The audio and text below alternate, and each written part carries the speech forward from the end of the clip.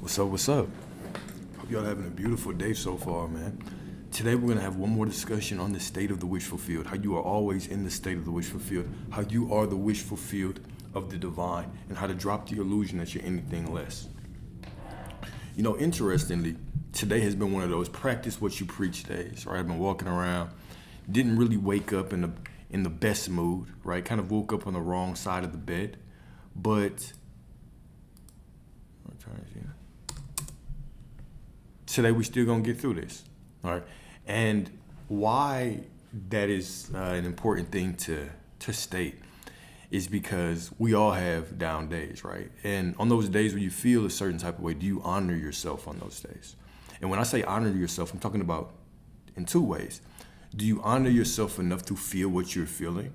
And then number two, do you honor yourself enough to still tell the same story of worthiness, of wholeness, of completion, of divinity? All right, so let's get into this. We're gonna start with a letter. This is a letter that I wrote to myself a while ago.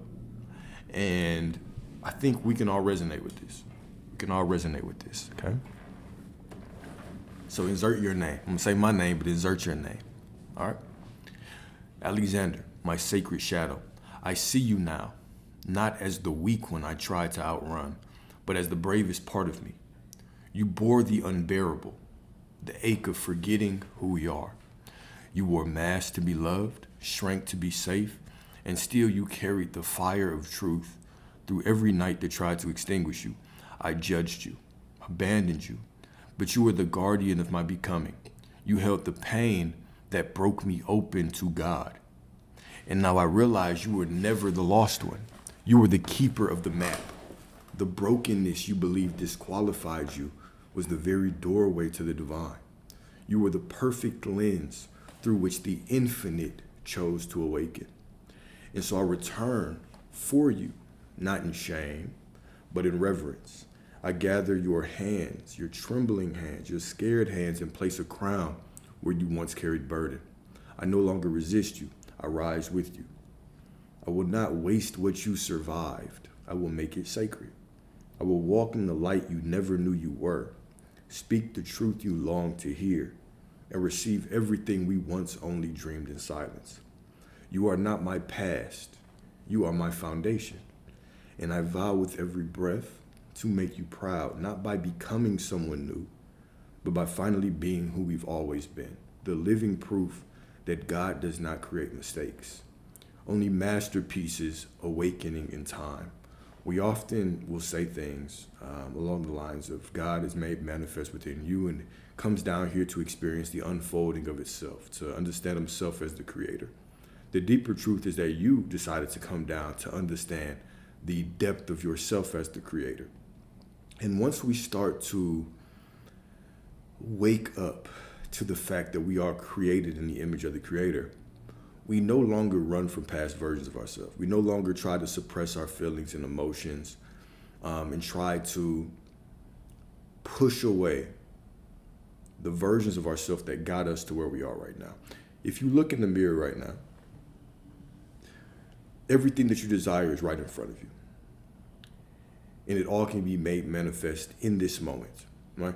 Going in your past, pushing your past away, shaming yourself, shaming past versions of yourself that were just doing the best that they can, is not setting that strong foundation for you to move into a better version of yourself. The only thing that is the right choice is to accept that that was an absolutely perfect part of the wholeness that you are, and use your time right now to focus your energy on creating a more beautiful version, a more beautiful future that would actually make that past version of you proud. Right? Did you go through those struggles for nothing? The heartbreaks for nothing?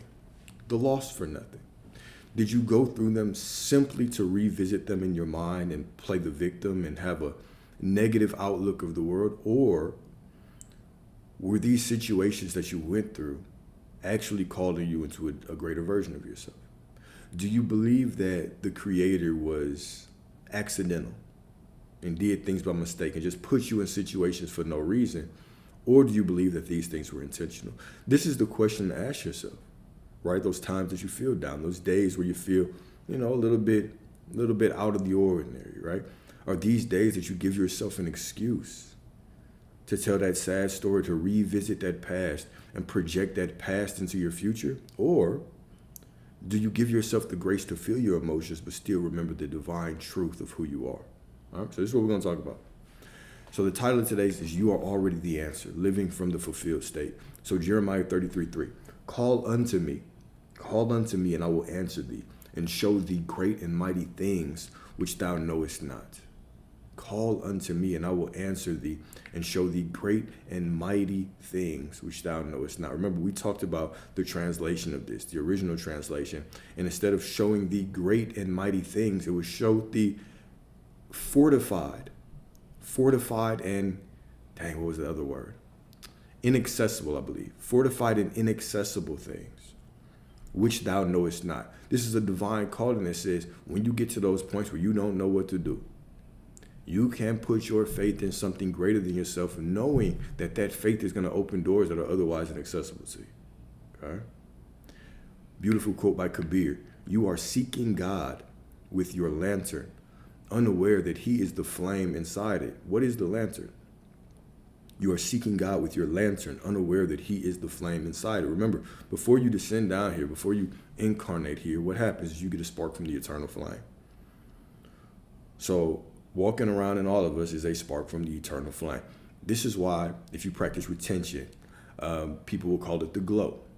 This is also why, if you've ever seen a body, someone that has transitioned, that is deceased, right? You can tell that the light is off. You can tell that something's different. The spark is gone, right? This is your eternal flame. So when we talk about your lantern, it's just your vessel. This is the vessel that you go through life in, trying to seek the divine, trying to find God, right? So we seek for God outside of us, not realizing that he is actually the flame within that lantern. Right? As I look for God in the external world, God is watching me look for myself. And when I go within myself, I find nothing but God, because God is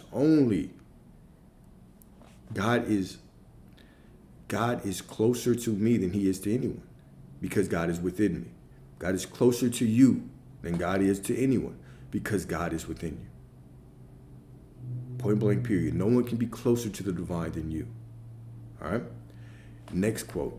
The God you seek is the self you forgot. It's another beautiful quote. Another mystic saying, the God you seek is the self you forgot. I'm honored to have you here. Honored to have you here, okay? So what you are waiting for is already within.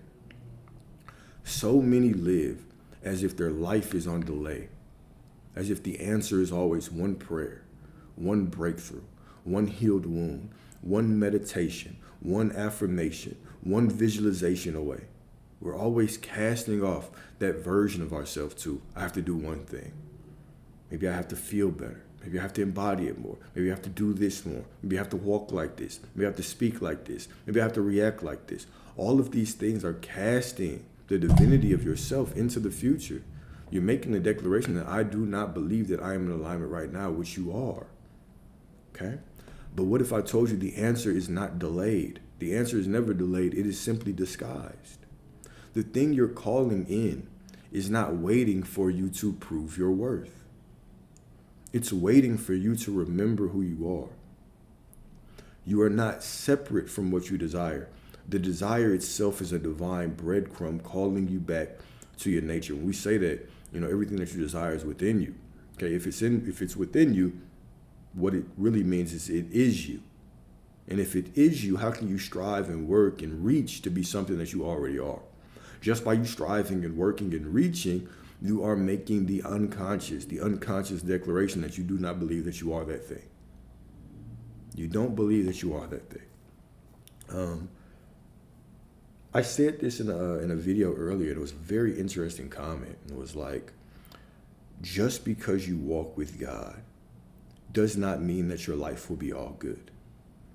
And it was like, even the path to God starts in darkness and ends in light. And I was like, yeah, that makes sense from a very logical and practical perspective, right? But once again, it is bringing this logical mind into a spiritual process, Remember, that story is simply a story. That expectation is simply a story of how you believe things should play out. Right? The same way that people say, oh, well, you have to go through the test before you get to the breakthrough. Why? Well, it's just a way to cope. It's just a way to cope with what you've already created. But you don't have to go through that. Who says you have to go through that? Who here says that you had to go through that? Who says you have to go through a difficult time before you get to a breakthrough? Who made that rule? We can't on one hand say we create our reality, and then on the other hand say that somebody else makes the rules for how I create my reality. This is why I say this whole journey, this expedition, this voyage, it's not about adding more rules. All right? It's simply about removing all the bullshit, all the programming, all the things that keep you from your divine nature. All right? They all keep you from that divine nature. All right? So remember, even the concept of good and bad, that in itself is simply an illusion. That is what you are declaring it to be. If you look out and say something's negative, say something positive, that is what it is. This is why even scripture tells you, judge not by appearance, but judge righteously. And so I get it, right? We want to pull our logic into this process and explain the unexplainable.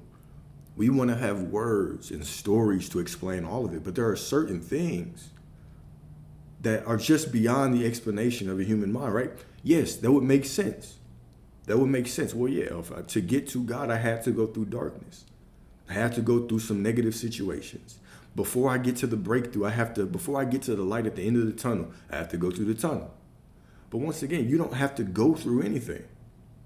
There's only right now. You don't have to move. There's only right now. If you grant yourself the fulfillment of having it right now, you're not going through anything to get it. You're experiencing it right now. You're walking through the unfolding of it, but the unfolding of it does not have to be negative at all. Does not have to be negative at all. Okay? So Isaiah 65:24, before they call, I will answer. How could it answer if it's not you? How could you be answered if it's not you? You have a very personal relationship with this source. It's more personal than you can imagine. This is a divine spirit that only says yes, that unfolds from within you and grants you every single prayer. Remember, a prayer is every word we speak, every thought that we think, every expectation that we hold is a prayer. Right? Always says yes. A quote by Lao Tzu, right? The Tao is close, but everyone looks far away, right? God is close, but everyone looks far away. You've been taught to chase manifestations. But what if the highest manifestation is you? All right, now let's break this down, because this is a profound statement, but this kind of thinking went over my head for a long time. So I want to be very clear when I say this. You've been taught to chase manifestations, to embody, to be worthy, to feel love, to embrace the feeling of that thing. But what if the highest manifestation is you? There's a quote in scripture, one of my favorite verses, that says, in my Father's house are many mansions. What does mansion sound like? A mansion sounds like a dimension. Dimension, mansion. All right? Neither here nor there, but it's just an interesting way for you to remember what I'm about to say. In my Father's house, the Father's house is what? You are the temple. Do you not know that you are the temple of the Most High? And He dwelleth in you? Or in another way they say it, do you not know that you are the temple of the Holy Spirit? However you want to say it, right? There's only one energy, there's one source. We, from a human perspective, will give it multiple different names and say this. But remember, even scripture is a book. You play all the roles. This is not a book of history. Well, you can take it that way if you want. And that makes you feel good. You can take it that way.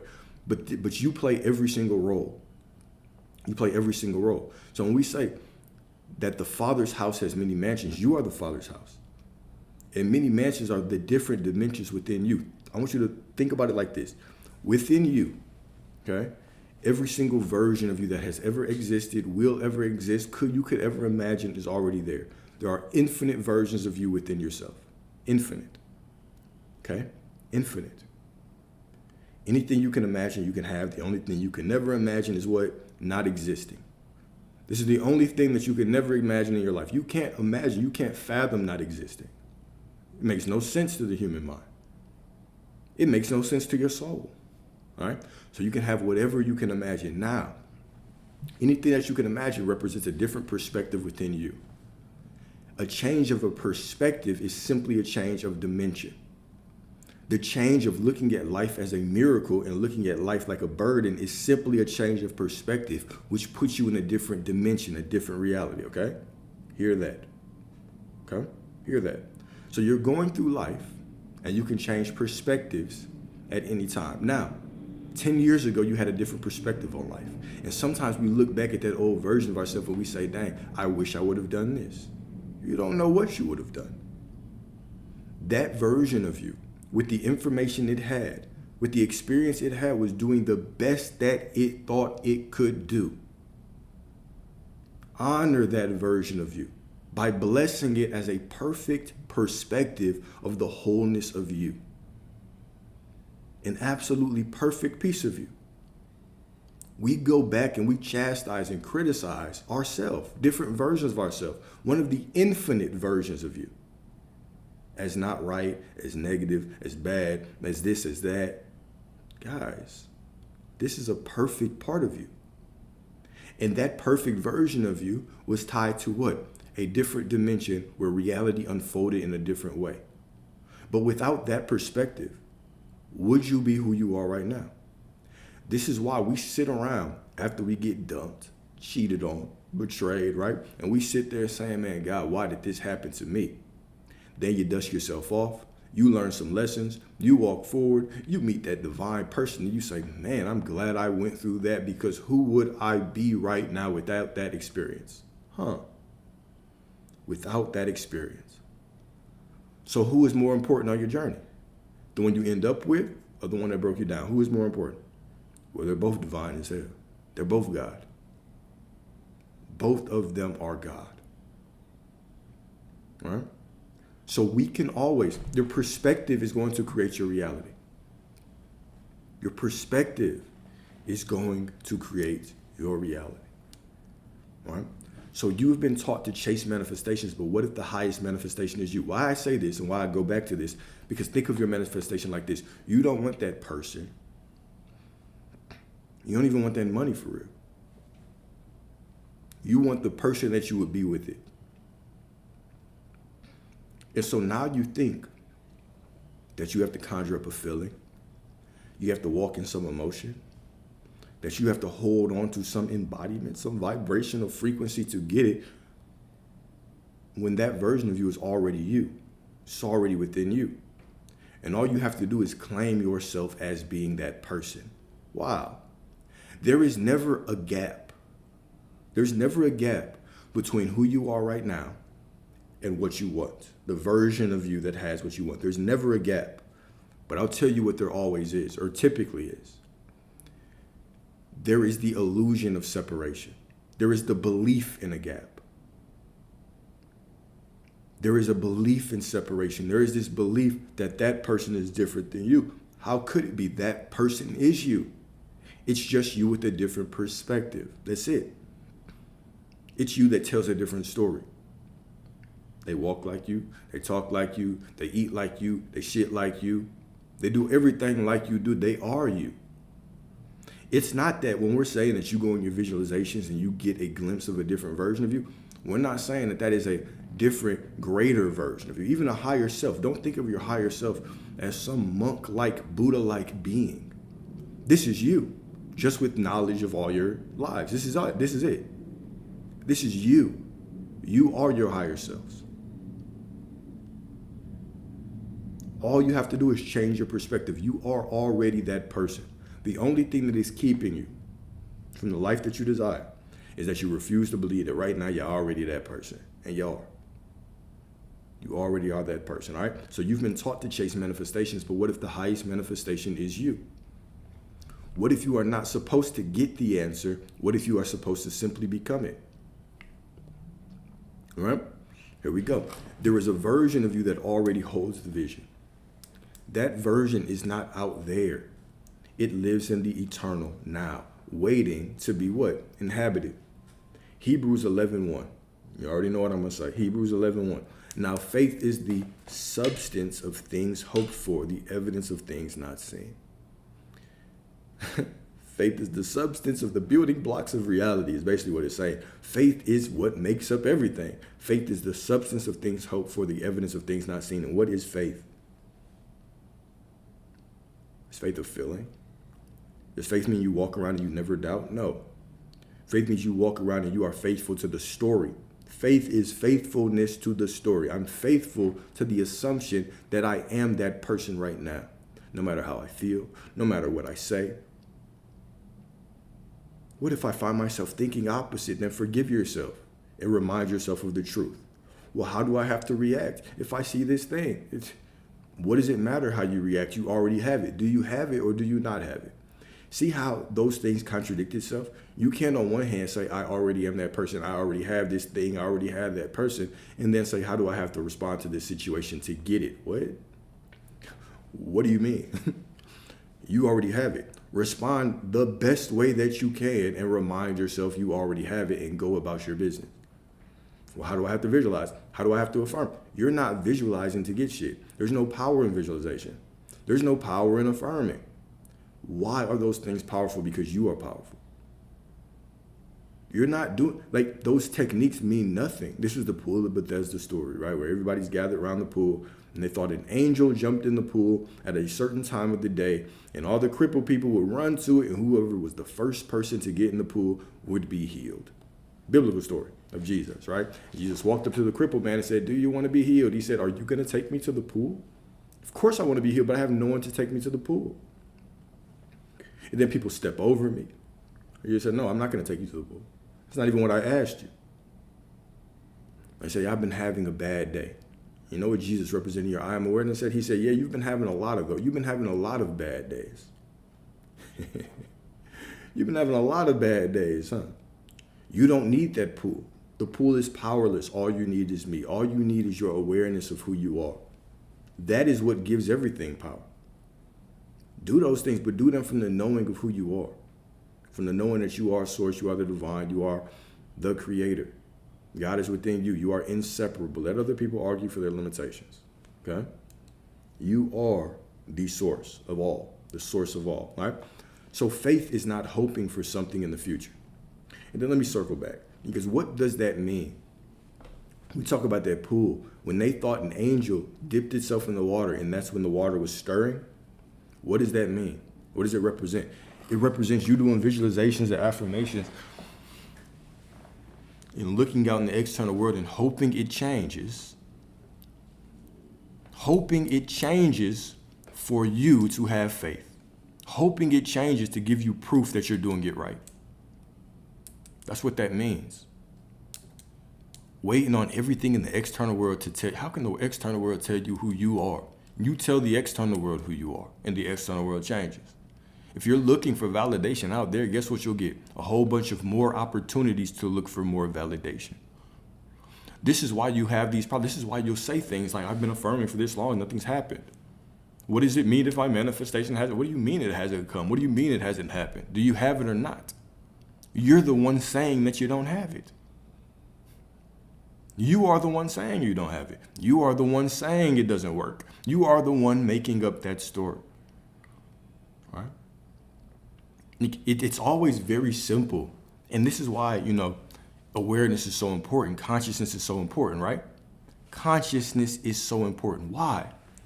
Because consciousness allows you to walk through life and be mindful of the story that you're telling. Because the story that you're telling has all the answers.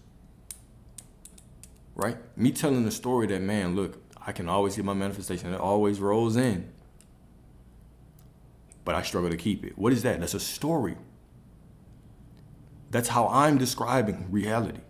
I'm giving reality its orders. It's always about my story. It's not about my feelings. It's not about what I see. It's not about your parents. It's not about your ex. It's not about that person playing with that voodoo doll around you. It has no power. It's meaningless unless you give it power. It's all meaningless unless you give it power.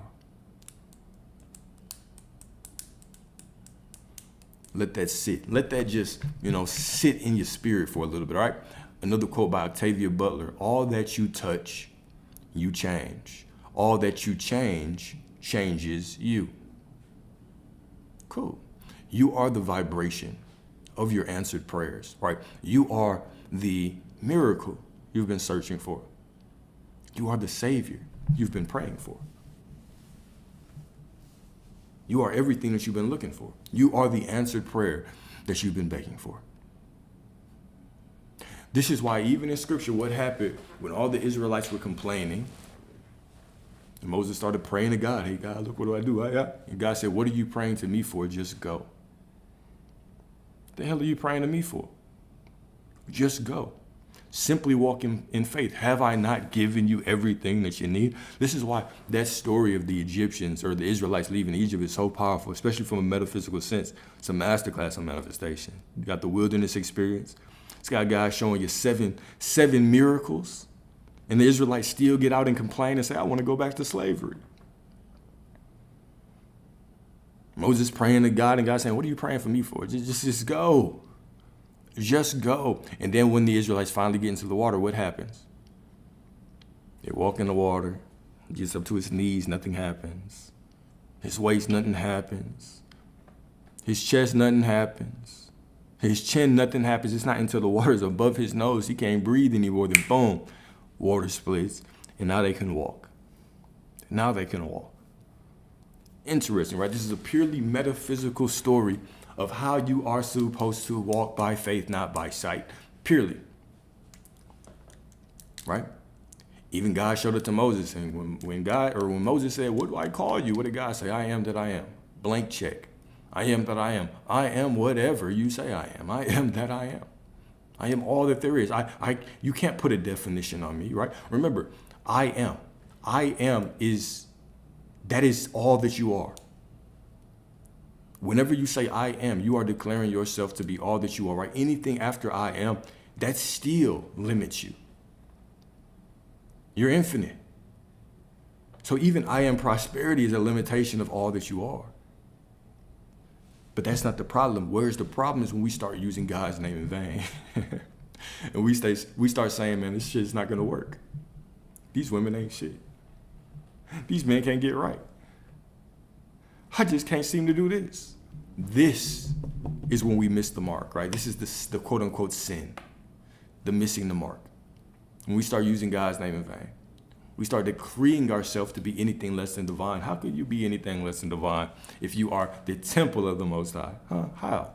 Please tell me. Explain to me. Right? Explain to me, okay? You are the vibration of your answered prayer. You don't chase it, you channel it. You don't perform for it, you embody it. Next part, collapse the separation. Collapse the separation. We have been taught that God is above us, outside us, distant, and withholding. This was one of the things that really got to me when I was younger, right? Not only was God above me, outside of me, far away in the sky, somewhere I couldn't see, but also withholding if it's a righteous desire. Right? Man, this is what I've been taught. On one hand, I was taught, well, God knows if it's a righteous desire, he'll give it to you. But then when I go into the book, I'm like, okay, well, this says, whatsoever I ask for, I will receive. Whatsoever. It doesn't put conditions on it. So how can we add our own stipulations, right? But guess what? If I start saying that, what are people going to say? Stop putting your own spin on things, right? Aren't we all putting our own spin on things? Don't we all read things and interpret it through our own mind? It's always a very interesting thing, right? Like, no, you can't put your own spin on it. Well, Christians debate Christians all the time. Catholics debate Catholics all the time. Because this book, we say it's a living document, right? So we always have to, so this is what I do. This is what I want you to do. This is why it's so important to question everything, right? Just because I say it doesn't mean that it's going to be your truth. Just because somebody else says it doesn't mean it's going to be your truth. All we are is a collection of beliefs. Where do we get those beliefs? We get those beliefs from books, from TV, from social media, from papers, from parents, from all these places. But If I don't want to experience what is in alignment with that belief or expectation, why would I hold on to it? Why would I hold on to it? This is why that gift of discernment, right, is so important. This is why awareness and consciousness is so important. Because everything that you hear, everything that is spoken is not going to be for you to just take and run with. If your life is a collection of your beliefs and your expectations, then guard your beliefs and your expectations. Guard them tightly.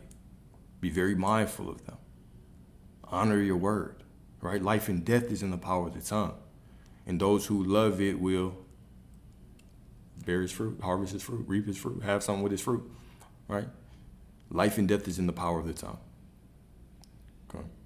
So be very mindful of what we are listening to, what we are accepting as true, what we're walking through life and expecting, right? Walk through life and question everything. Question your own beliefs. Question my beliefs. Question the beliefs of the pastor, the preacher, of whoever. Question all of them. Say, okay, is this how I want my life to unfold? Is this how I want my life to unfold? Okay? So John 10:30, I and my Father are one. And now here's a beautiful quote by Meister Eckhart. Okay, beautiful quote. If the soul is in God and God is in the soul, then what separates the two? I love that. If the soul is in God and God is in the soul, then what separates the two? Nothing. You are in the divine is within you. You are inseparable. You don't know where you end and God begins. You don't know where God ends and you begin. You don't know where you end and your reality begins. You don't know where your reality ends and you begin, right? It's all inseparable. Even as within, so without. It's too small. It's not a profound enough statement. There is no as within, as without. There's just you. There's simply you. There's simply oneness. There's simply unity. There is one mind. There is one mind, okay? So the Christ is not just a man. It is the I am awakened in man. The moment you stop seeking from lack and start living from source, the gap closes. There is no delay, no denial, and only realization. So Proverbs 20:27, the soul of man is the lamp of the Lord. The soul of man is the lamp of the Lord. The soul of man is the lamp of the Lord. Proverbs 20:27. Beautiful. Beautiful, beautiful. Let's break that down, okay? You are not wandering in darkness. You are the light he lit to navigate it. You're not wandering in darkness, right? This goes back to what we were talking about earlier, right? You are walking through life, right? Trying to find God, lighting your lantern, holding your lantern, looking for God, when God is actually the light, the flame in the lantern. And of course, the lantern represents this human vessel that we're walking through life trying to look out here and find God. And God is watching you look for him outside of yourself. Right? I searched for God outside of me. I found nothing but myself because it's just a reflection. And go within myself, I find nothing but the divine. Nothing but God. All right? So you are not wandering in darkness. You are the light he lit to navigate it. You are the spark of the eternal flame. The soul is not just a passenger through life. It is the flame God breathes into clay. The divine ember that carries his awareness through your eyes. You are not merely seen by God. This is a powerful statement. You are not merely seen by God. You are how God sees. Your intuition, your conscience, your deep inner knowing, these are not soft whispers to ignore. They are the sacred flicker of the divine seeking expression through your form. Your soul is a lamp, not for the world's approval, but for heaven's remembrance. You are the candle in the temple, lit not to beg for light, but to be it. Every time you honor your truth, you shine. Every time you walk in alignment, you glow. You don't need to search for purpose. It is already burning within you, waiting to be trusted. Let your soul guide you, not with fear, but with fire. You are not in the dark. You are the lamp the Lord has lit. So burn boldly. Burn boldly. Right? Beautiful. Beautiful, beautiful, beautiful, beautiful, beautiful. You are not the one knocking. You are the door. Right? You are not a fragment of the divine reaching for wholeness. You are all of the divine pretending to be a fragment. Right? You are not a drop in the ocean. You are the entire ocean in a drop, right? That quote by Rumi, which is so beautiful, so divine, because it really shows us who we are, right? We think that we are on this search for source when God is within you the whole time. And the more that we look outside of ourselves, we just find more of ourselves. The more we go into the world looking for the divine, we just find more of ourselves. But the moment that we go within ourselves and we go into the stillness, we find nothing but the divine. This is beautiful. This is absolutely beautiful. Okay? You are not the one waiting. You are the becoming. Okay? You are the becoming. All right. The present moment is the portal. Jesus is back. Right? Jesus is back. All right. Every time you defer your joy, you delay your embodiment. You say, when I feel better, when I get the job, when I meet the person. But beloved, you are the meeting point. You are the meeting point. Let me say that one more time, because that's a profound statement, okay? So we say, when I feel better, when I get the job, when I meet the person,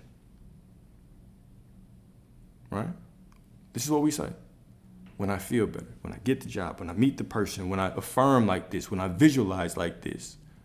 But you are the meeting point. You are the holder of the story. You are the one speaking that there is separation. You are the meeting point. When will you stop casting your worthiness into the future and accept that you are that person right now? All right. And the quote that we talked about yesterday, realize deeply that the present moment is all you ever have. Realize deeply that right now is all you really have, okay?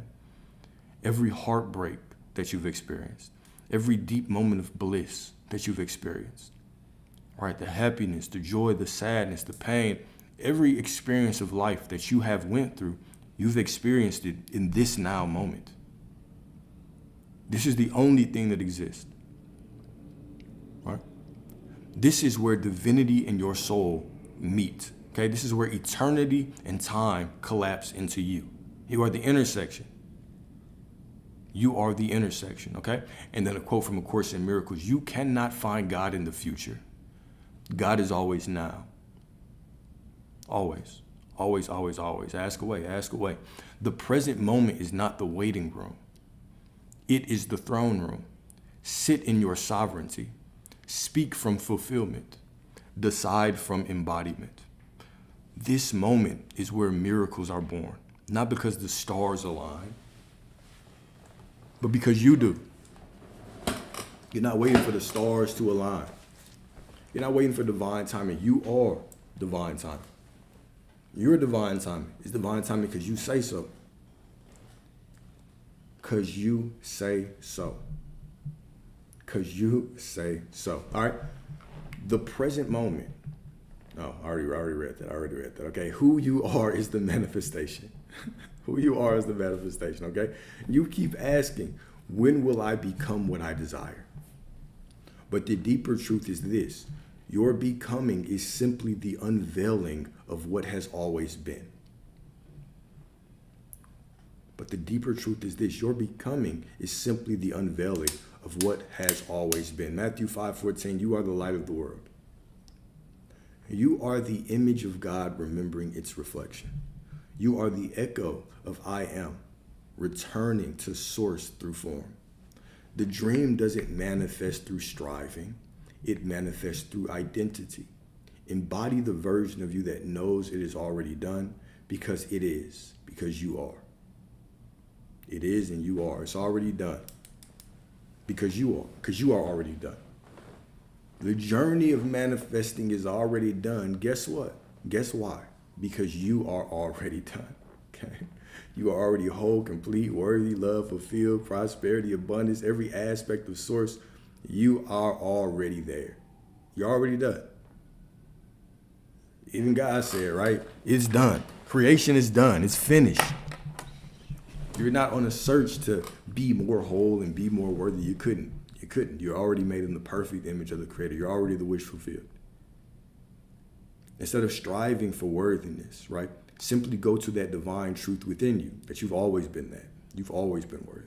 Okay? You've always been worthy. You've always been whole. You've always been all that you want to be. All right? So reflection prompts. Reflection prompts. Number one, what version of myself do I keep postponing and why?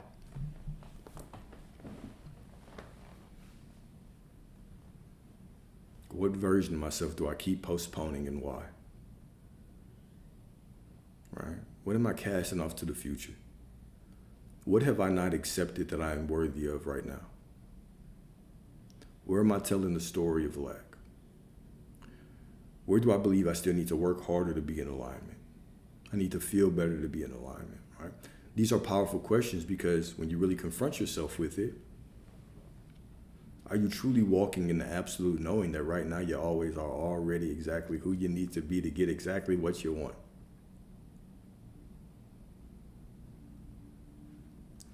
How can you ruin your manifestation? Once again, that's just a story that you're telling, right? Who are we to think that we can ruin what the divine has already set in motion? Right? The only thing that stops it is because we tell the story that it's not unfolding, or I messed it up, or I have to act this way, or I have to think this way, or I have to be this way, or I have to affirm like this, or I have to visualize like this. Remember, those are all stories. You're making the rules, right? You're the creator of your reality. Therefore, how could you mess anything up?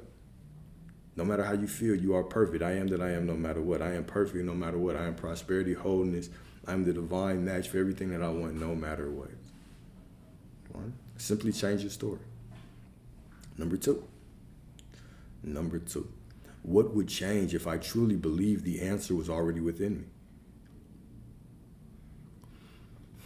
What would change if I truly believed, if I knew that the answer was already within me? This whole time, it's been with me this whole time? What? Thank you. This whole time it's been with you. What would change? And then number three, where am I still acting like the seeker rather than the source?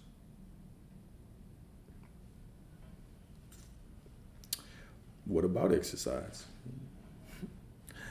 Do you do that because you're trying to be more worthy for God, for your desires, or are you just doing that because you're just trying to take care of your body? Right? Remember, like that would be like me saying, well, what about working? I got to make money. Okay, cool. I understand that God is the source of my prosperity. Right? I do what I have to do because that is how I channel. That's how I allow the prosperity or the abundance of the divine to flow through me. So you do whatever you want, to feel however you want, to look however you want. But understand that has nothing to do with your worthiness. You are in alignment whether you're sitting on the couch or whether you're working out. You just do your thing. You just do that thing because you like to do it, because it makes you feel good. Because it makes you feel good. But I know several people that have created this self-concept that no matter what I eat, no matter what I do, I always stay in my dream body. I know several people like that.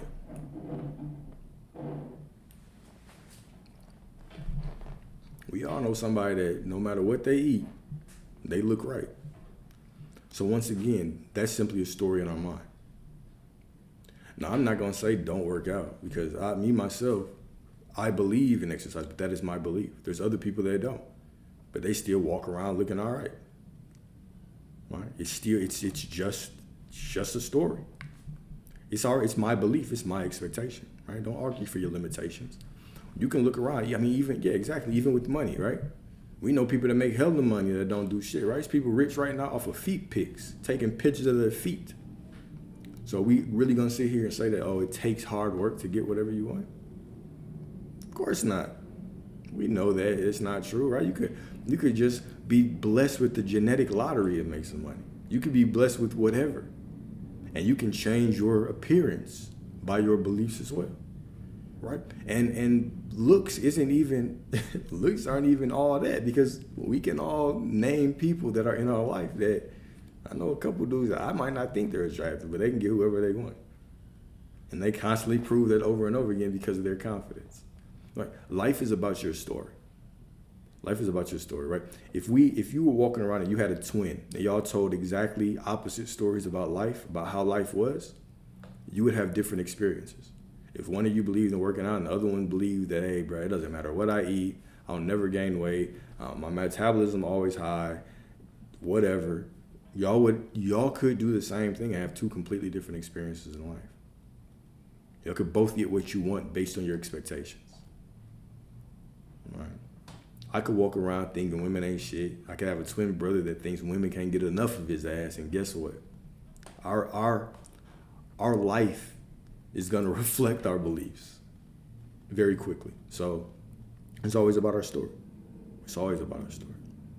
The more that we try to cling to our story and argue for it, remember that is always gonna be a sign. If I'm trying to cling to a story, if I'm trying to attach to it, if I'm trying to argue for it, well, there's a limiting belief that I probably need to overcome. Right? This is why mindfulness, your awareness is very important. When you catch yourself doing that, when you catch yourself like, okay, what about this? What about that? What about that? Remember, everything after I am, if you say I am prosperity, I am in perfect shape, I am beautiful, money flows to me, anything after that is bullshit, right? Anytime we say but, what about this? What about that? What about this, right? That's all bullshit. It doesn't matter, right? Even Source, or even Jesus, when he was affirming, he said, I am the way, right? Your I am awareness is the way. You saying it, that is the way to get it. I am the truth. Doesn't matter if you believe it or not. What you say is the truth. I am the truth. Yes, through thought, you can change the physical without changing anything. This is what science calls what? The placebo effect, right? This is what they call a placebo effect. They give people a placebo pill, and all of a sudden they start losing weight because they believe they're on a weight loss pill. They give people a placebo, and all of a sudden they start curing their cancer.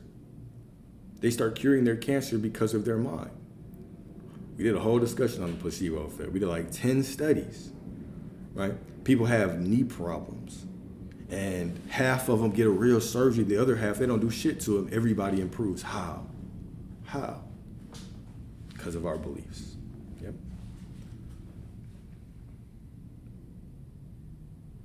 Both of them. Both happen. You changing your perspective changes everything. But that's the only thing that you have to change. You change your perspective, and it changes the physical. It changes whatever needs to be changed. Whatever needs to change to match your story will be changed. All right, remember, you will naturally play your part by changing your perception. You will naturally be pulled into playing your part. Your body will naturally change by playing your part. All right?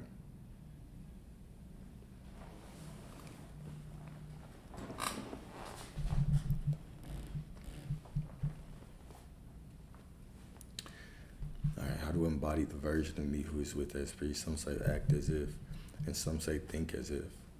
Well,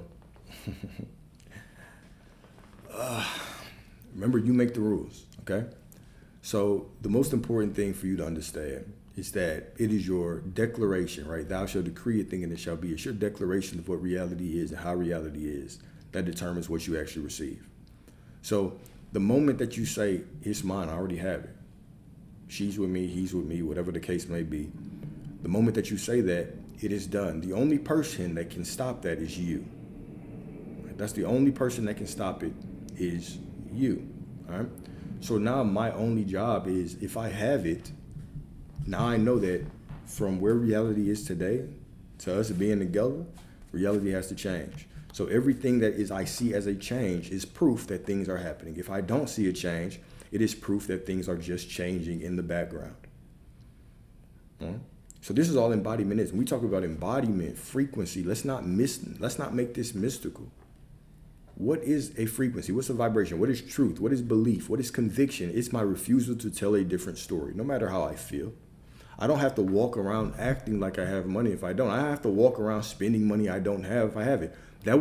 If I don't have it, that would imply that I have to do something in physical reality to get something. But this is a purely spiritual process. Well, simply declare it and then walk through life with the expectation and knowing that it's going to unfold for you. And it must, unless you change your story. Right? Unless you change your story.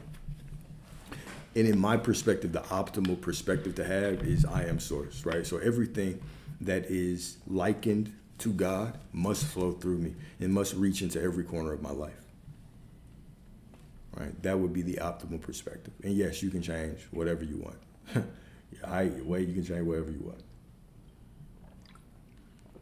But do you have the conviction and the faith and the belief to hold on to that assumption and allow it to happen? It's all up to you. There's no limits. There was one dude that was like, comment on a video. He's like, all right, well, sir, I guess I just manifest having fur. Being a smart ass. I was like, okay, you can do that.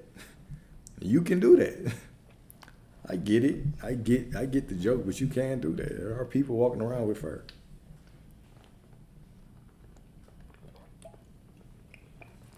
An assumption is just a thought. So whenever I think on that subject, I just remind myself I already have it. There's no limit, right? There's no time multiple. There's no amount of times you have to say something to make it a belief. It's just, this is the belief that I go to whenever I think about the subject. If you want to affirm for it, cool.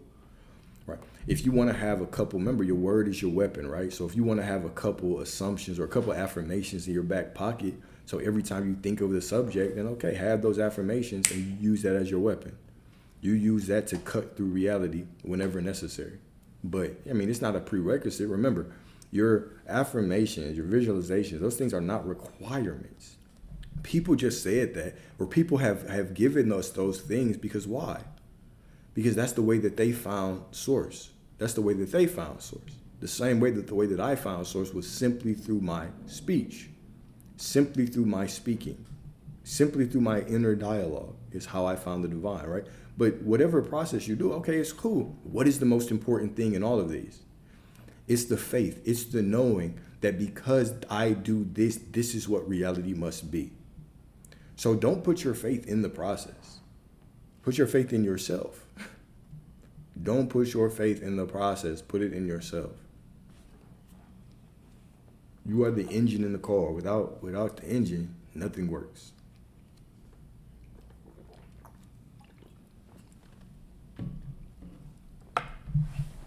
Okay, so how can we actually change our beliefs since our brain don't believe them?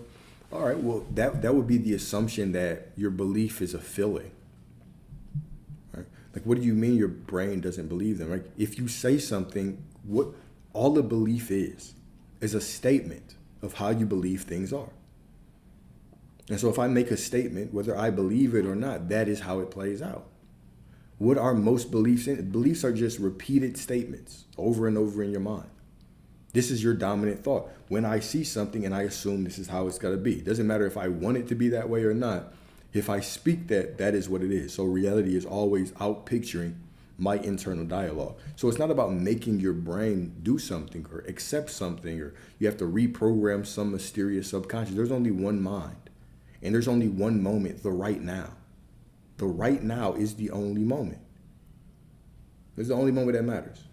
So we are the one that's making the assumption that I have to do something. I have to make my brain believe. I have to reprogram this. So we're casting our desires into the future saying, okay, once I am like this in the future, then I'll be in alignment and I can get what I want. Remember, we're creating that story of separation. There's no separation. Instead of trying to make yourself believe, instead of trying to manage your emotions, instead of trying to think that you have to walk around and pretend to be somebody, instead of trying to walk around believing that you have to embody something, simply go to the assumption, to that core assumption that I am worthy no matter what. I am perfect no matter what. I am in alignment no matter what. Everything is working out no matter what. Go to that assumption. It's not about trying to do anything, right? You don't have to work to be what God created you to be. You don't have to work to be what God already created you to be.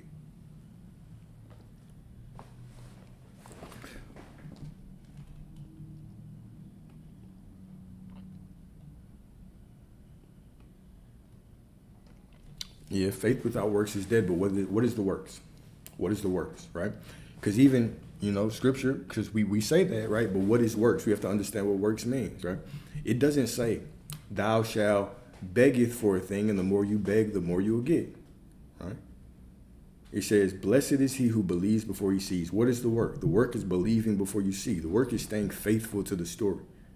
Faith without works, right? Faith in the moment, without faith over a duration of time until you see it, that is dead. Anybody can be happy in faith right now for 1 second, right? Anybody can do that.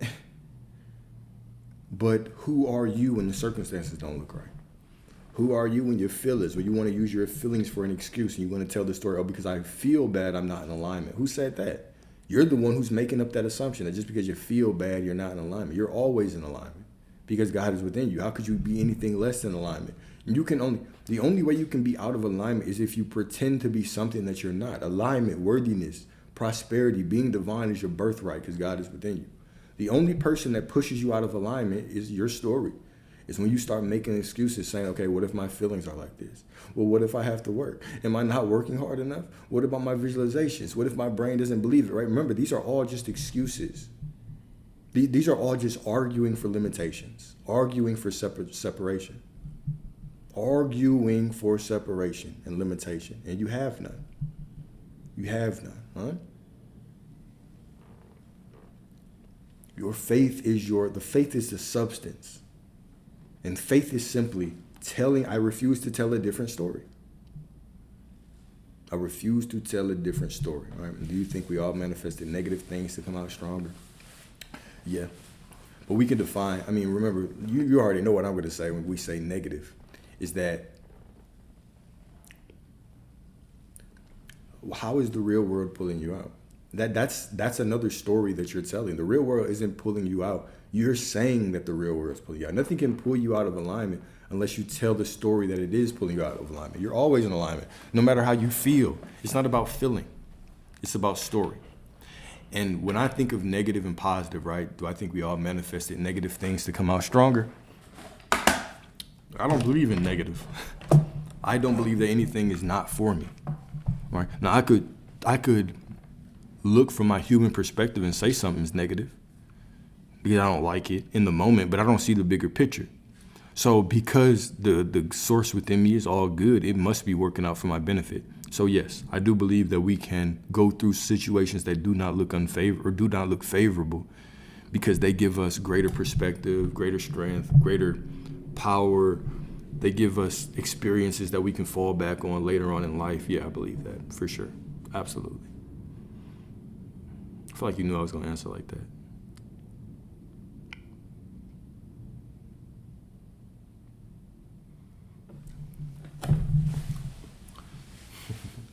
Guys, remember. Nothing is pulling you out of alignment. You're just saying that you are out of alignment. You're not struggling to manifest anything. You're just saying that you are struggling to manifest something, so reality is saying yes. You're saying reality is pulling me out of alignment. And reality is saying, okay, yes, we'll give you proof to show you that you are out of alignment because you say so. Reality it's not real, y'all. It's a real experience, but you are real. Reality is absolutely meaningless until you say what it is. You have all the power here. You are the one calling the shots. You are the one saying if something is good or bad. Remember that. You're the one saying if it's working out or not. So go to the end and stay there. How do you know your manifestation hasn't happened? How do you know that? Who are you to say that?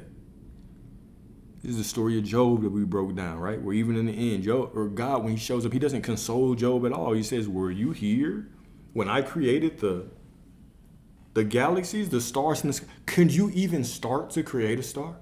With your limited human perspective, could you even start to name a star? So who are you to say this is unfavorable? Who are you to believe that you can perceive correctly this reality in front of you? The metaphor I always use, right? Judging your reality, judging what's in front of you, which is only 0.001% matter, it's like taking a cup dipping into the ocean, dipping it into the ocean, studying that cup of water, and then claiming that you understand reality. You don't. Claiming that you understand the ocean in its entirety. Oh, because I've studied this bottle of water. Now I can tell you about all the life in the ocean. I can tell you if it's good or bad or right or wrong. You don't have the perception. So judge not by appearance, judge righteously. You don't have the perception to judge by appearance. None of us do. But that's fine, because we're also given strict instructions. What does it say? Thou shalt decree a thing and it shall be. Meaning whatever I say it is what it is. I don't have to know if it's good or bad. Whatever I say it is what it is. So think about this, y'all. You're told on one hand, you can't judge reality because you don't understand. You don't see enough. And then you're told whatever you say it is what it is. Why the hell would you walk around saying it's negative? Why would you say it's unfavorable? Why would you say it's not working out? Why would you say I don't see it yet? Why would you say reality keeps pulling me out? Why would y'all say these things? You're making that story up, guys. I'm passionate, but this is all in love. I'm telling y'all this in love, okay? You are making this story up. Nobody is telling you that you're not in alignment. You are.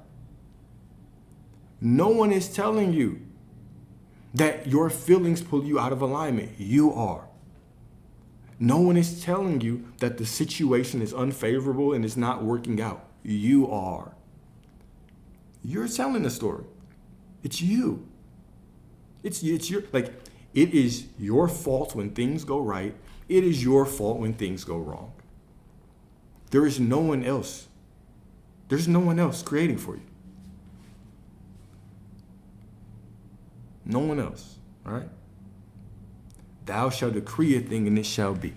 We have to take full responsibility of our words.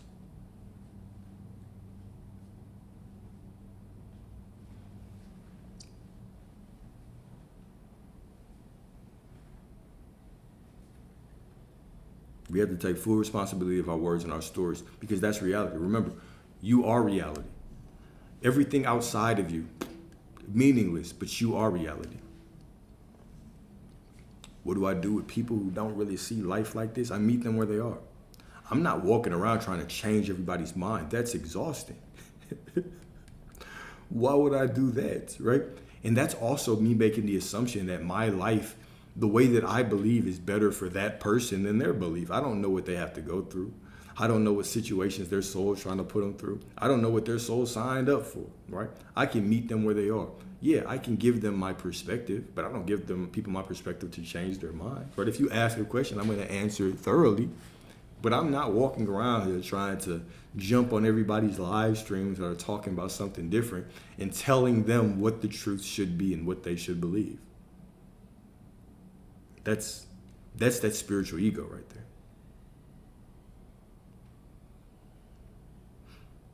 Okay, so if they are stubborn and don't want to see your belief, so what?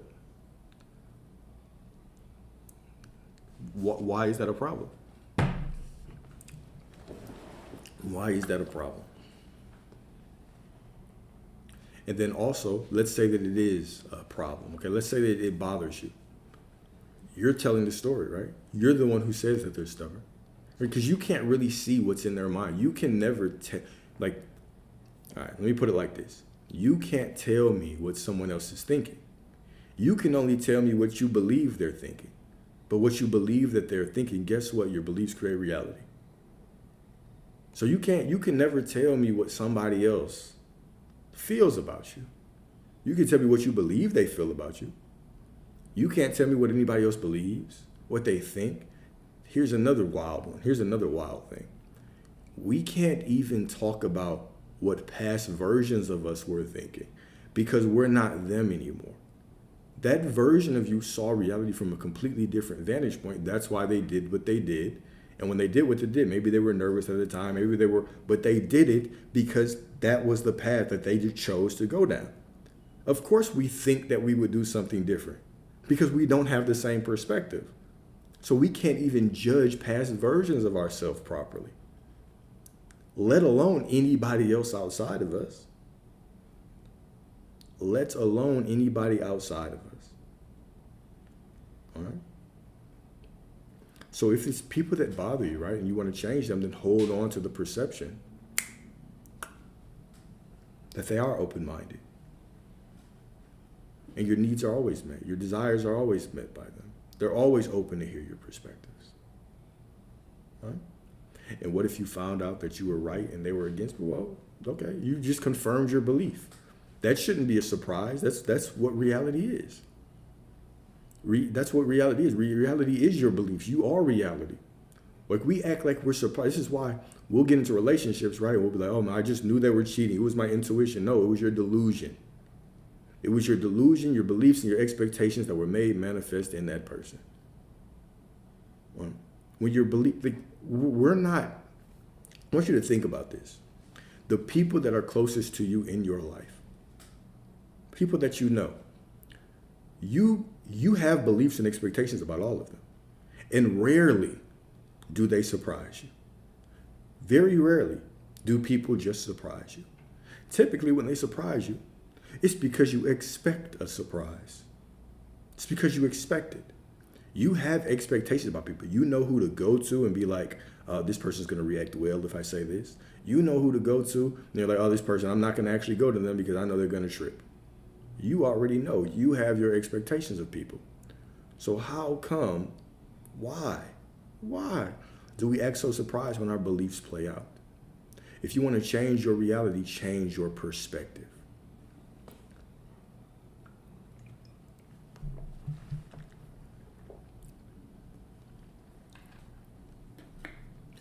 If I am doing this to them, then that would mean they could do it to me. No. That would make the assumption, that would be making the assumption that there's only one reality. But there are 8 billion people walking on this planet. There are 8 billion different realities. In your reality right here, you are the primary point of consciousness. You have free will in your own reality. In their reality, they have their own free will. So, for instance, let's say that I meet a beautiful woman. One of my favorite things to do. All right, so I meet a woman. Now I have expectations of her. Based on my expectations, a version of her is going to step forward. She's going to have expectations of me. Based on her expectation, a version of me is going to come forward. We are in completely different realities. The version of her that I'm calling forward is specific. It's the version of her whose free will is in alignment with my expectations. The version of me that shows up for her is the version of me whose free will is in alignment with her expectations. But we only meet once. Matter of fact, every time you meet somebody, it's a different version of them. That's why you can wake up with somebody and you can be like, damn, it's like a different person today.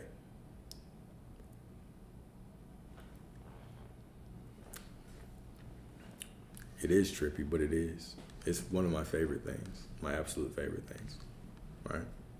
And I don't get it when I date someone. I don't ever assume they're going to cheat, but they all do. Well, that's your assumption too.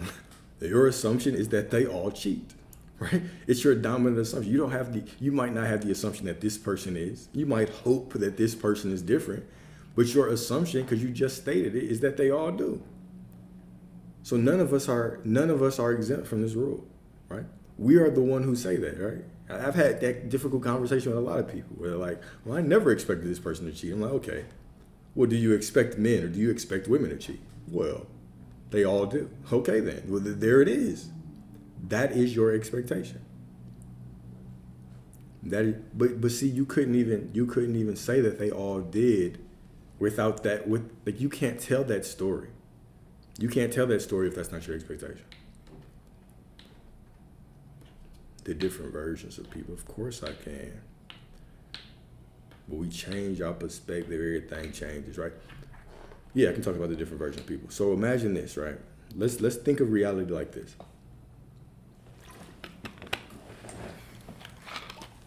All right, so right now, you are the dreamer in the dream. Okay? So you are the dreamer in the dream. This reality is your dream. So you are walking through reality and imagine your soul in a large void, basically a black hole, and imagine yourself just sleep. Okay? Eyes closed, just sleep. And so now there are all these souls that decide to come down here. So my soul, the soul of my friend, the soul of the other person, we're all just lined up and we're all dreaming. If you ever seen The Matrix, right? You know how they're all in little pods? There's a scene in The Matrix where Neo is getting awakened, right? He has to jump out the pod and he gets awakened, right? So they're all in these pods and they're dreaming reality. Okay, think of your soul in that sense. You're dreaming reality. So everything around you right now, we are dreaming things on two bases. Number one, we're dreaming things as a collective. How are we dreaming things as a collective? Well, we have certain things from media that are telling us this is how things would be. We have certain societal and cultural expectations that we have, expectations of how wars go, expectations of how things go, right? So as a collective, we are dreaming. What actually happens is light travels from the sun and goes into your eyes, okay? That light hits your eyes, it goes into your brain, and as a collective, we are all thinking and expecting things. So we have an image in our mind that light captures and is projected from within our eyes. This is actually how light and your vision works, which is pretty damn beautiful. So we are creating on a macro level altogether. Then we are all individually creating on a micro level. So the first time I meet somebody, blank slate, new avatar. But after I meet them the first time, I have expectations. I say, oh, chemistry. Or, oh, lust. Or, oh, she's feeling me. And now I meet that version of them. And then I go down the path, okay? I go down that path with them. And let's say I've had negative situations in the past and I start telling that story. Well, hopefully they're not like the others. I just planted another seed. Dang, I wonder if they are. Let me pay attention. Oh, this showed up. Huh. Okay, let me see what they do. And then they do something and boom, now that really sets your mind off. But you just created that. And so now you start digging a little bit and you find out that they have been doing whatever. Why? Because you called forth the version of them. In the beginning, it was great, but you called forth the version of them that was in alignment with what you wanted. Right? This is how reality works for everybody, for absolutely everybody. Unwind it how? What part? What part?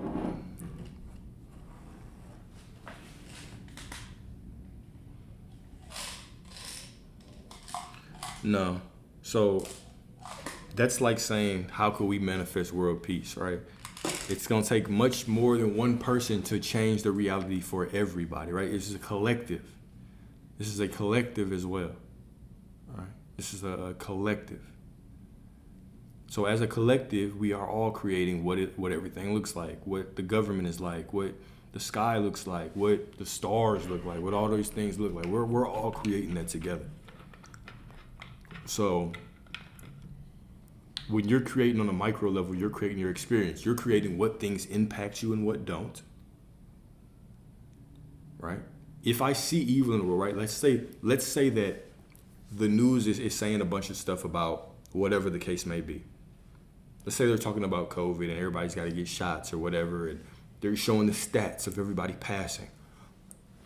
Who decides if that impacts me? Who decides if that impacts me? I do. I do. Right? So there are certain things within the collective that I myself am not creating, right? It's a collective thing. But the more that we all start to see the world through love and unity, the better the world is going to get. But this is why we're all programmed to think a certain way, is because it keeps us in division, right? Things only impact you to the level that you allow them to. Understand, think about it. Think of even things like this. Sometimes being awake or awoke or whatever you want to call it, right? Having information is not beneficial to the collective, right? Because people will get some information and then they'll go out online or they'll go in front of people and they'll say, okay, this is what the government's going to do this, and they're going to destroy your life like this, and this is how they're controlling you like this. And now you have a whole bunch of people believing that. And guess what? Now all of a sudden it's made manifest in our reality as a collective. Why? Why? Because you can't be a prisoner to anything that you don't imprison yourself to mentally. Right? Once you imprison yourself mentally, now all of a sudden, the actual shackles in real life show up. So this is why even, it doesn't matter what I see out there. I still determine whether it has an impact over me or not. And it's not always just beneficial to just spread a whole bunch of information. That's why I always try to drop a little caveat and everything, right? Remember, we talk about a lot of things, because we can talk about a lot of people that are very awake when it comes to information. But when it comes to their own consciousness, right, they're not in control of what they give power to. So yeah, they have all of this information, but they're externalizing all these things. And they're saying, this is against them, this is against them, this is trying to bring them down, this is trying to do it. And then what happens is all those things eventually do bring them down. Why? Why?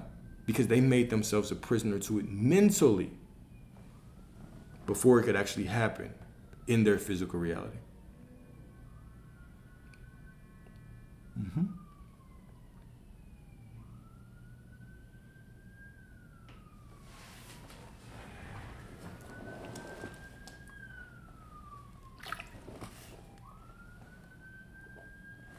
Yeah. Yeah. The more people you have, the more people that you have putting their energy towards something, well, there it is, right? It's a collective consciousness. We're all dreaming this reality together. Interesting thing about that is that we're all experiencing the same dream differently, right? We're all experiencing this dream from infinite perspectives.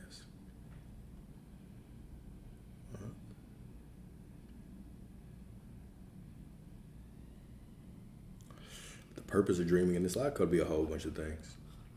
You know what I'm gonna say. It's whatever you really believe it is, right? But and no, it does not take any time. It does not take time. It only takes awareness. But the purpose of dreaming could be to heal. It could be to confront different versions of yourself.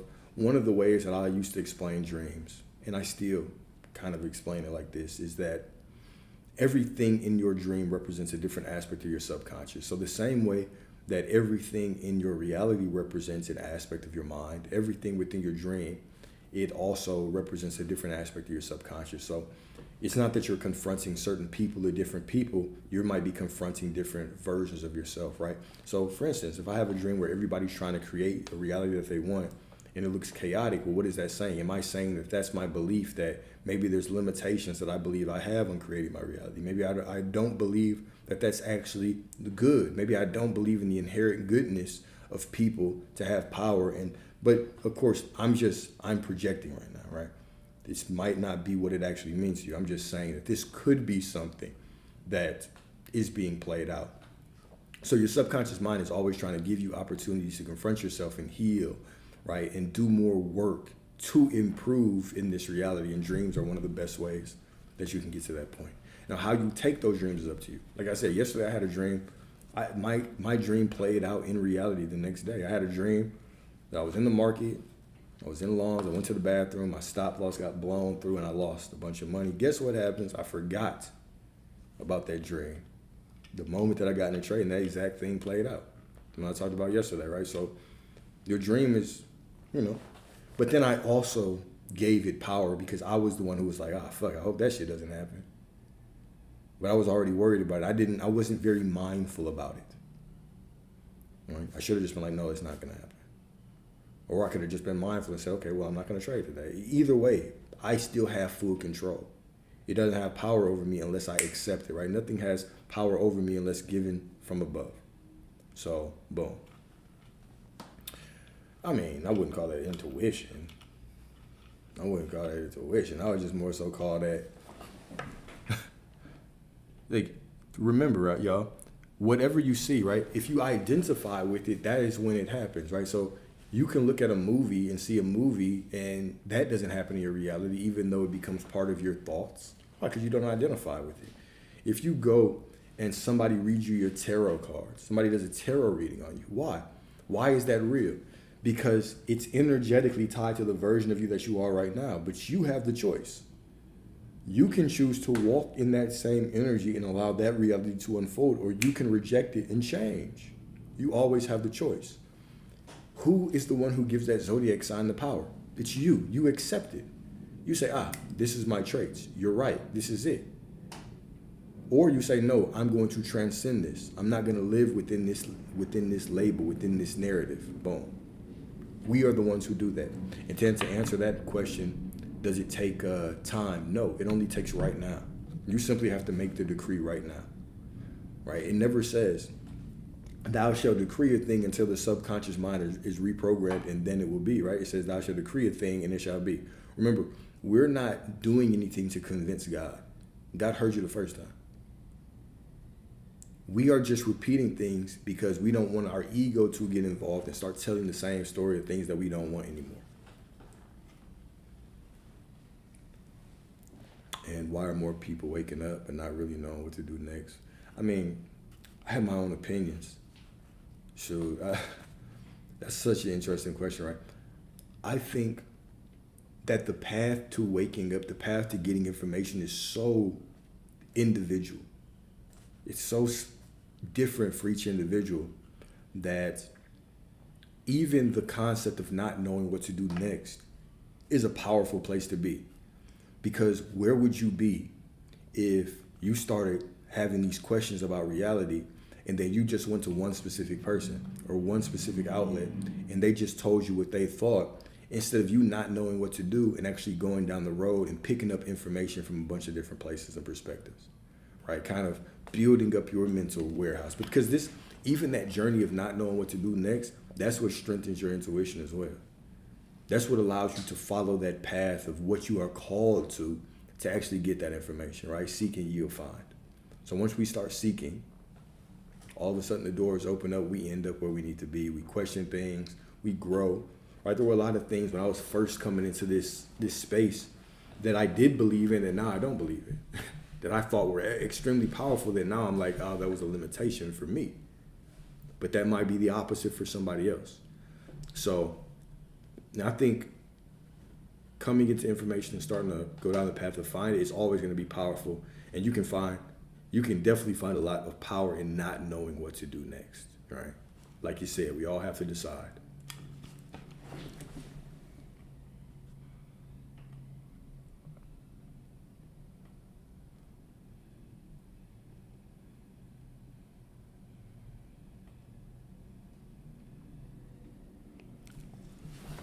My opinion on time when I'm heavily desiring an outcome.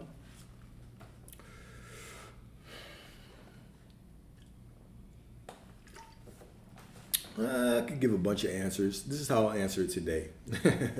How I answered it today is the purpose of time when you're going through life and you're getting the things that you want. The purpose of time is for you to actually experience life and enjoy life. You didn't come down here just to call into being certain things and they show up instantly, or else you would be a fourth dimensional being. That would just be your reality, right? So when we plant the desire within us, within our being, that desire actually sprouts from within us, just like a seed has to grow from the ground, right? It has to be rooted within us. How is it rooted? Through our faith, through our repetition of the story. And then it finally begins to grow from within us. Which is a powerful way to understand how like robotic affirmations work, right? Because you're constantly watering that same seed. But anyways, as that seed is sprouting from within you through linear time, you actually walk through the unfolding or the growth of that thing, and we call it linear time. So linear time is simply you walking through the unfolding of your desire, right? From the moment that I declare that I have it to the point that I walk to it, I'm just walking through the unfolding. How are you going to treat that space? Are you going to treat that space as sacred and enjoy life? Do what you want to do, visit your family, have fun, enjoy life, go for walks, eat good food? Or are you going to sit around and always be worrying about time? This is why one of the things I always recommend is instead of just focusing on one thing, hyper focusing on it, what is your life like right now? Are there certain things that you say, oh, I'll put it off until I do that thing or until I get this thing? Do that shit now because you already have the thing. Do it now because you already have the thing, right? Are you casting some of your desires into the future? Are you not being present in life? Are you walking around in your mind more or in your body? Get in your body. Get in your body and walk through life and enjoy life.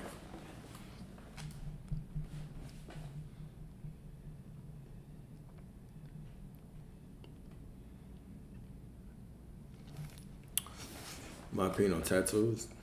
I don't know. I mean, I have tattoos. I have several tattoos. I guess my opinion on them is do what you want to do. Who am I to judge what another man does or another person does with their body? You can get ecstatic. You can get extremely excited. My take on the Sabbath, metaphysically, my take on the Sabbath is that the Sabbath is the moment where I rest in the knowing that all is done, that I'm already worthy, that everything's already unfolded, that creation is done, everything's finished, and now I walk through life with the knowing that everything is unfolding for me. That's my take on the Sabbath. But remember, when y'all ask me these questions, I don't read the Bible literally anymore. I used to, but not anymore. Matter of fact, let's read that, because I had a specific, oh no, it was from the Dreaming with God, all paths lead to you. What was the, you are God. This is, oh yeah, here it is. So, where is the quote?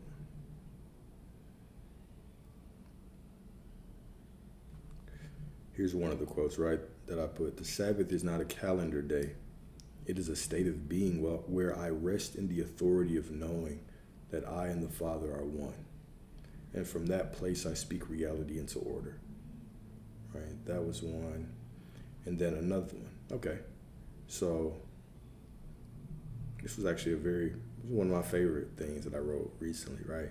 Is the deepest lie ever told was that God was somewhere else. Not a believer, just I am a believer. How do you get that from what I'm saying?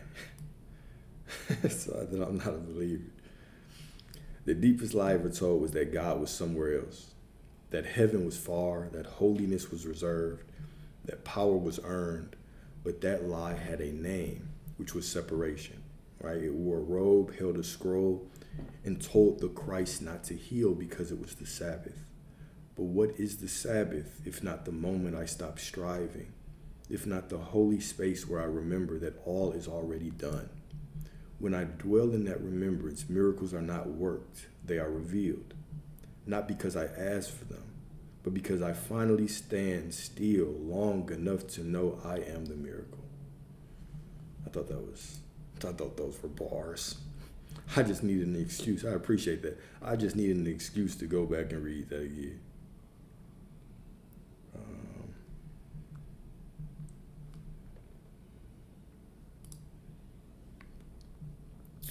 But all right, y'all, we got some affirmations.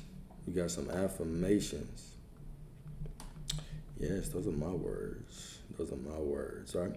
Got some affirmations, and relax. Sit back. Enjoy these affirmations. Remember, these are already yours, or these are already you. Of course I'll read it again. You know, I needed an excuse to read it the first time. So I appreciate that. I needed an excuse to read it the first time. I'll read it again for sure. For sure. All right. Yeah, and these are all recorded. They're all on YouTube. So after every one of these things, I upload this document that has all of the notes. It has all the affirmations, all the reflection questions to the YouTube video. So you can always go back to the YouTube video. You can get everything, right? None of this is secret. None of this is gate kept from you, right? You get it all. You can get it all. All right. So the lie of separation. And this, just to give a little bit more context, I'm glad y'all asked, because this is one of my favorite ones. YouTube channel is Alexander Dwayne.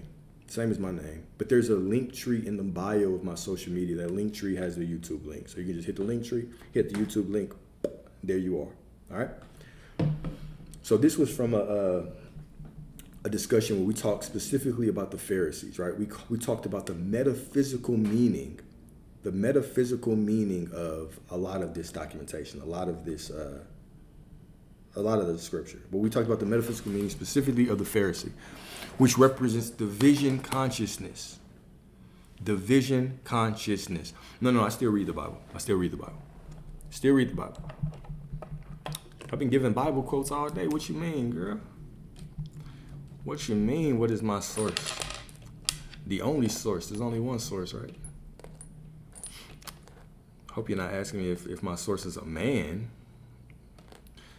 Hell no, it's not a man, right? No man can give me the information that I have. All right. Yeah, these are my words from the source. All right. So the deepest lie ever told was that God was somewhere else, that heaven was far, that holiness was reserved, that power was earned. But that lie had a name, which was separation. Okay. It wore a robe, held a scroll, and told the Christ not to heal because it was the Sabbath. But what is the Sabbath if not the moment I stop striving? If not the holy space where I remember that all is already done? When I dwell in that remembrance, miracles are not worked, they are revealed. Not because I ask for them, but because I finally stand still long enough to know that I am the miracle. I am the miracle. All right. And I'm going to read one more part. Okay. So here we go. So we were talking about the Pharisees whose name means to separate, right? In the Hebrew, it means to separate, were not just men in robes. They were the consciousness of division, the gatekeepers of the God outside you, the voice that says you are not ready, not worthy, not allowed, right? So we can look at the Pharisees from these two perspectives. One, as these actual gatekeepers of sorts. Remember, these were the same people, right? They, even though Jesus was doing all these signs, right? Jesus was doing all these signs. They weren't interested in the signs.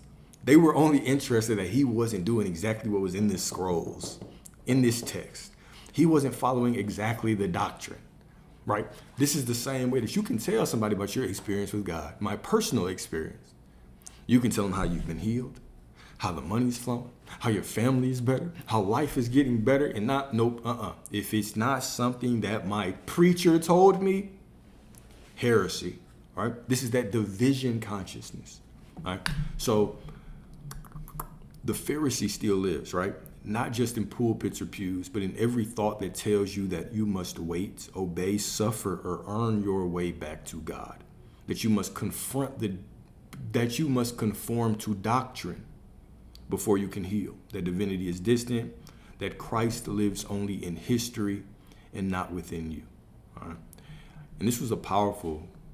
To me, this was a superpower. This was one of my absolute favorite discussions that we've ever done, because how many examples did we go through? We went through 1, 2, 3, 4, 5 different examples of the Pharisees exhibiting division consciousness, and then the modern parallels.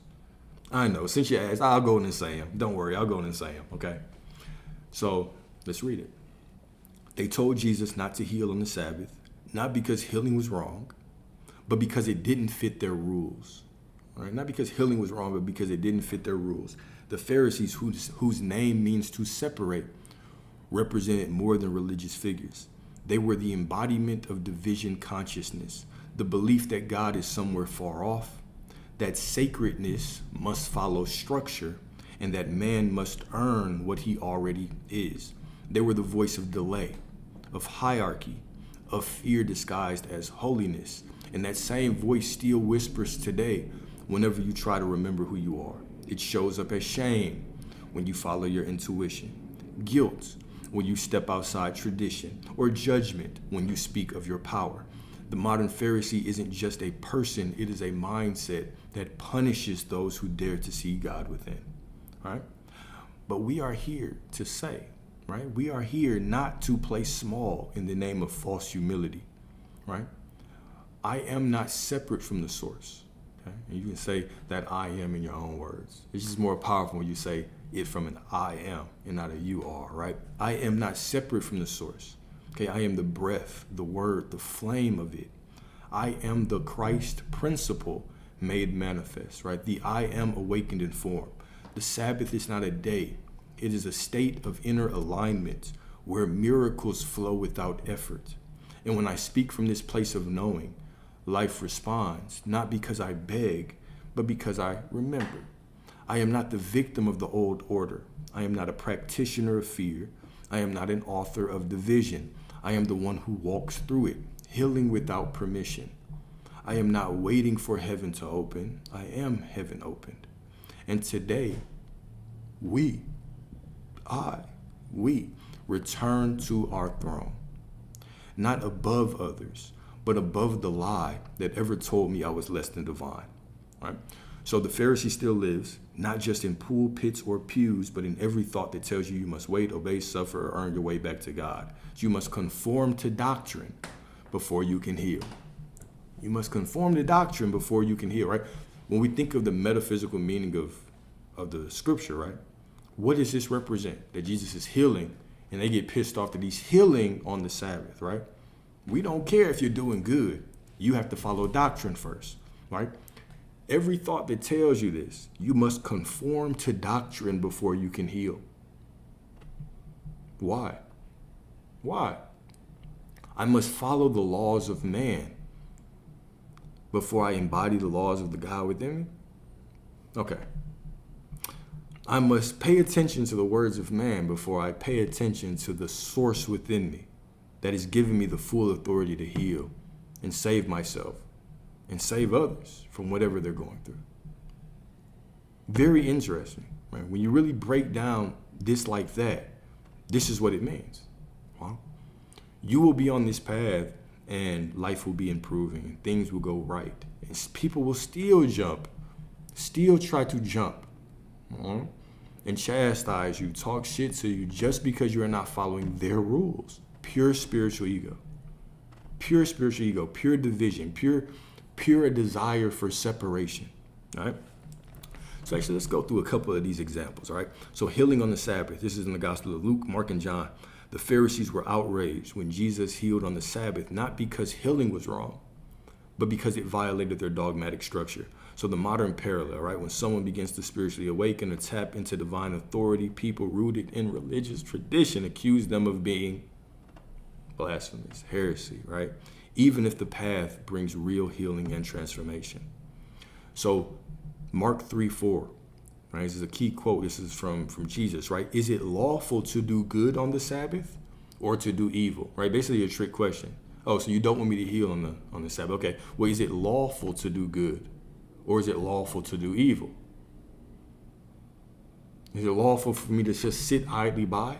Is that what I should do? Not heal myself because of your man-made rules? Okay.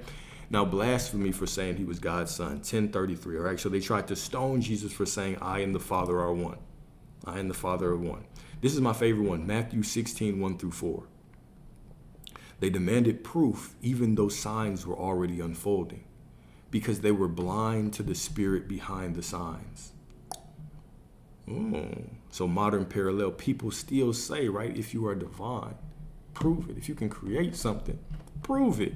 Instead of recognizing that embodied presence is the miracle. All right. So the key quote from this, a wicked and adulterous generation seeks a sign, but none will be given.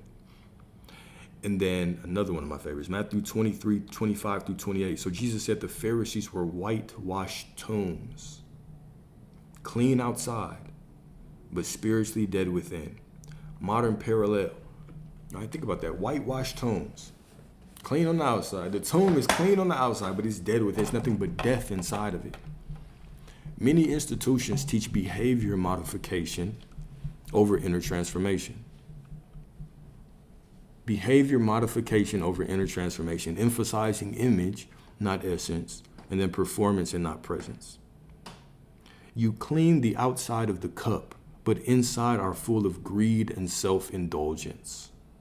And then another one, they watch to trap and not to receive. So Luke 6:7, Pharisees were always watching Jesus, not to learn or be healed. Not watching you to see what you're doing, to see how your life is changing, right? You were homeless, and now look at how you're living, right? You had no money, and now look. Now look how your family's doing, right? Not paying attention to that, but to catch him breaking a rule. No, no, don't care what you're doing. I just want to catch you breaking the rule so I can call you heretic, heresy, all right? So the word Pharisee comes from the Hebrew perishing, right? The separated ones. They made it their job to separate themselves from the impure and even separated people from themselves by creating layers of religious performance. Layers of religious performance, right? So the modern parallel, this reflects how today's ego-based religions, structures, try to keep people separate from their divine essence, their inner knowing, and their sovereign embodiment of God. Yeah, I love this discussion. This one was cool. But yeah, that's what we were talking about. That's what we were talking about. Full of dead men's bones. 555. All right, y'all. But 8:24, it's Friday. Boy, finna, have a nice meditation tonight and chill. But let's do these affirmations. All right, sit back, enjoy these affirmations. First, I'm going to read this letter, right? Originally, this was a letter that I wrote to myself, right? So it was a letter to an old version of myself. And it goes in alignment with the conversation that we've had, with forgiving that old version of yourself, seeing it as perfect. Stop beating it up. Stop thinking you should have done better. You did the best that you could. That was a perfect version of yourself. All right? So I'm going to read this letter. Read it from the perspective of you talking to your to a different version of you. Read it from this divine version of you right now, speaking to that other divine version of you right now that was just less informed. And then I'll get right into the affirmations, and we'll call it a beautiful evening, okay? All right, here we go. My sacred shadow, I see you now, not as the weak one I tried to outrun, but as the bravest part of me. Okay? You bore the unbearable, the ache of forgetting who we are. You wore masks to be loved, shrank to be safe, and still you carried the fire of truth through every night that tried to extinguish you. I judged you, abandoned you, but you were the guardian of my becoming. You held the pain that broke me open to God. And now I realize you were never the lost one. You were the keeper of the map. The brokenness you believed disqualified you was the very doorway to the divine. You were the perfect lens through which the infinite chose to awaken. And so I return for you, not in shame, but in reverence. I gather your trembling hands and place a crown where you once carried burden. I no longer resist you. I rise with you. I will not waste what you survived. I will make it sacred. I will walk in the light you never knew you were. Speak the truth you longed to hear, and receive everything we once only dreamed in silence. You are not my past. You are my foundation, and I vow with every breath to make you proud, not by becoming someone new, but by finally being who we have always been, the living proof that God does not create mistakes, only masterpieces awakening in time. Right? I am that I am, no matter what. Right? No matter what. So hopefully y'all resonate with that. Hopefully you feel that. Right? Remember, this document, of course, is going to be on the thing. If you want to remix it and read it to yourself in the mirror, I believe that's a very powerful thing to do. Right? It speak to that younger version of you. Right? That version of you that thought it was a burden, that thought it was broken, when really it was the path for you to reach the divine. Right? It was the path for you to reach the divine. You've always been whole. You've always been loved. You've never been betrayed. You've always had the infinite with you in every situation that you're going through. Every situation that you're going through, right? That infinite has always been there telling you yes. And now you have an obligation, right? Walk with your head held high. no matter your feelings, no matter what you are feeling, walk in the truth that you know who you are. Walk in the truth. Walk in the knowing that everything is unfolding for you perfectly, divinely, and beautifully. Okay? So here are these affirmations for your soul, right? For your soul. Remember, you are already all of these. You're not trying to be them. Right now, we are remembering who you have always been. You are remembering who you have always been. You have always been intimately connected with the divine, intimately connected with God. Okay? So number one, I am already the answer I once searched for. Right? You were born with everything within you that you need. Everything. Believing anything less would be believing that God could make something that was imperfect. That is an illusion. Number two, I no longer seek from lack. I create from source. Right? This is the highest level of self-actualization. I am the Father, I one. I am the divine. God is within me. I am within God. There is absolutely no separation. I no longer seek from lack. I create from source. Beautiful. Next. The presence of God lives in me, moves through me, and radiates as me. Yeah. The presence of God lives in me, moves through me, radiates as me. I am that I am no matter what.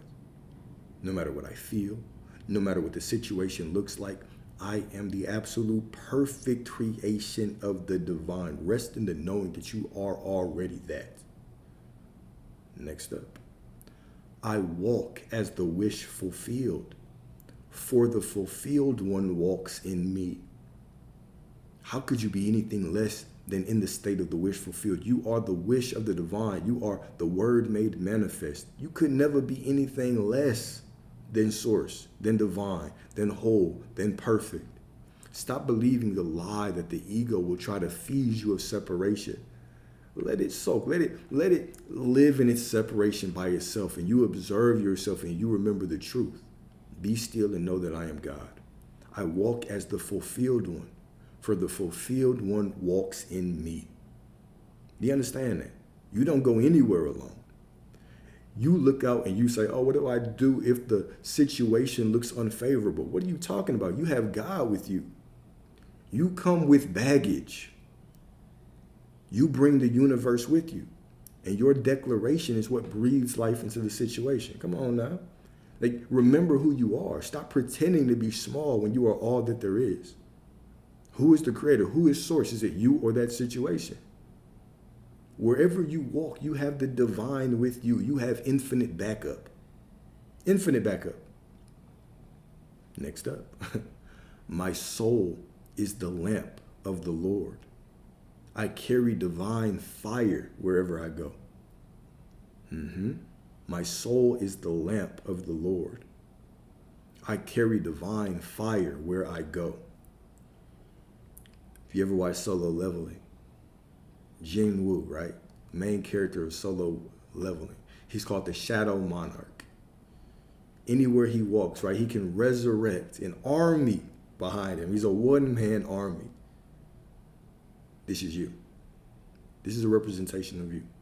You can always summon an army with your words, right? You have infinite backup. Infinite backup, all right? Next one is short and sweet, short, sweet, beautiful, to the point. But this one is heavy. I am the embodiment of the I am. I am the embodiment of the I am. Do you see how profound that statement is? I am the embodiment of the I am. The I am that I am dwells within me. I am the intersection between divinity and identity. The intersection between divinity and identity, that is you. All right, next. I remember now. I remember now. What I desire is not ahead of me. It is within me. It's not separate from you. It's within you. You already have it. You already have it. Next, I collapse the illusion of separation. There is no gap between me and my manifestation. Collapse the illusion of separation. Remember, there is never separation. There's just the story of separation that you're telling. Stop telling that story. Remember who you are. There's never separation. There's only the story that you are telling. Okay? Next up, I live from the end because I am the beginning.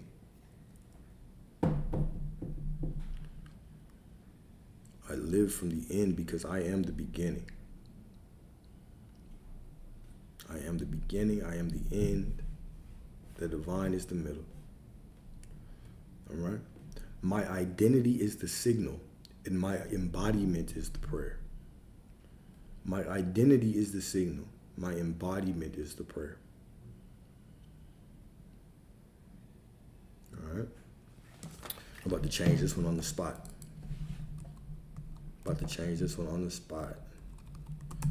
I do not wait for alignment.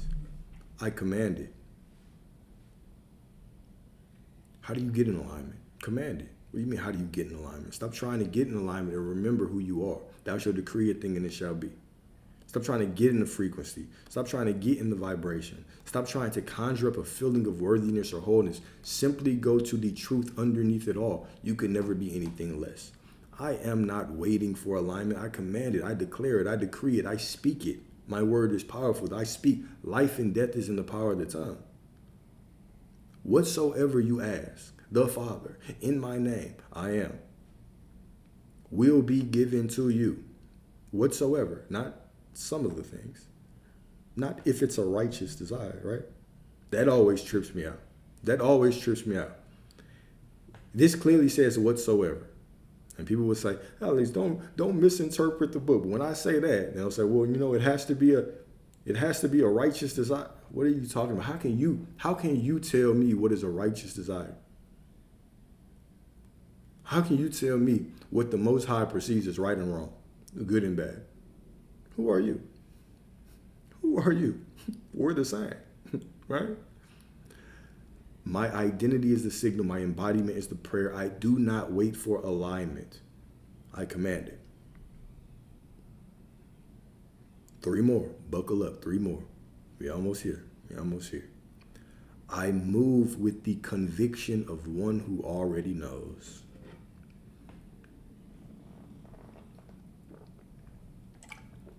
I move with the conviction of one who already knows.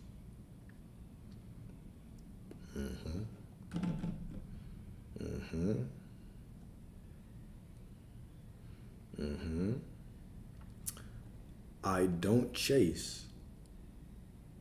I resonate. I don't plead. I proclaim. Matter of fact, we're going to shorten that one up. We're going to say, I don't chase. I don't plead. I proclaim. Proclaim, command, whichever one sounds better, whichever one you feel more. I don't chase. I don't plead. I proclaim. Sometimes when I say resonate, I don't like to say things that are too, tied to emotions and feelings. People, when we hear resonate, we think of feel. I don't want you to think of feel. I don't chase. I don't plead. I proclaim. Right? The same way that we say, I do not wait for alignment. I command it. Right? These are specific for a reason. Command, proclaim. These are with your words, your tongue. This is where your power is. Your decrees. Huh? Last but certainly not least, it is already done because I am already whole. Save this for last because this one kind of wraps up what we've been talking about. It is already done because I am already whole. How could it not already be done? The same way that you are already whole, you are every single version of you wrapped up into a divine embodiment, a divine vessel. Same way creation is already done. I wonder what the parallel is. Creation is already done. You're already whole. So whatever you desire, you are already whole. So it is already done. Look at all these parallels, I wonder what this book is really trying to tell you about. It is already done. You are already whole. You have always been worthy. There is no separation. There is no lack. The only thing keeping you from what you want is the story. You are already that person. Not after you feel better. Not after you reprogram your mind more. not after you feel like you believe more, not after you visualize more, not after your meditation sessions tonight, not after you go to sleep and wake up in a new reality, but right now. Why? Because you say so. I am already whole. You are already whole. It is already done. Why? It could be nothing less. It could be nothing less. Everything that you desire is within you. If you are already whole and already done, that means whatever you desire is already you. I know. Sometimes it's like we get married to the hard work and the striving and the reaching. But you're more divine than that. See, the world's tried to trick you. The world's been programming you, tricking you out your divinity, trying to trick you out your spot. Reclaim it. They've been trying to trick you out your spot. Get back in your spot. Don't let anybody trick you out your spot. Believing that you have to hard work. No. That's what the corporations want you to think. That's what the elites want you to think. They want you to think you got to work hard to get everything that you deserve in the American dream and work till you're 65 and die. And oh my God, great life. No, you can have whatever you want by divine right, by right of your consciousness. By right of your consciousness. The ego will always fight for separation. It will always try to tell a story of not worthiness. It is your job to step in and say, I am that I am no matter what. It's already mine no matter what. How I had a bad day. It doesn't matter. I've been in perfect alignment all day, no matter what. Why? Because I said so. Who you are right now does not just change the future. It changes the past as well. Stop dwelling on, I've been doing this for 5 hours. I've had a bad day. Who are you right now is the only thing that matters. Right now is what matters. Who you are right now changes the past, changes the future. I don't care what you've been doing for the last 5 weeks, 5 years, 5 months, 5 days, 5 hours. I don't care if you think that you've been spiraling. Stop telling the story. Stop telling, really, in this moment, you telling the story of, I've been spiraling. I was out of alignment. I was doing this. That is just a story. You are creating that by saying it. Simply go to the truth. I've always been in alignment. I am in alignment right now, no matter what. Understand this. Your word is your salvation. Life and death is in the power of the tongue. Your word is your savior. It is your weapon. It's the only weapon that you have. It is all powerful. And you can use it to paint over reality in whatever way you please. Do not choose to do it in anything less than a divine way. You have no limitations. Stop fighting for your worthiness and simply declare that you are so. Stop striving and reaching for your worthiness, right? I tell y'all stop working, and you still want to work on stop working. Allow yourself to do whatever, but simply know that you are already that thing. You're already it. That's crazy when the world does so much to us that we got to work hard to stop working. Hey, don't do nothing. You got to work hard to stop working, y'all. But you got this, all right? You are everything that you desire to be already, right now. You cannot be what was already granted to you at birth. At birth. Right? You don't need to be baptized for it here. You already got baptized. You were baptized in your mother's womb when the Spirit of God flowed over the waters that represented your mother's womb. And then you came out crying.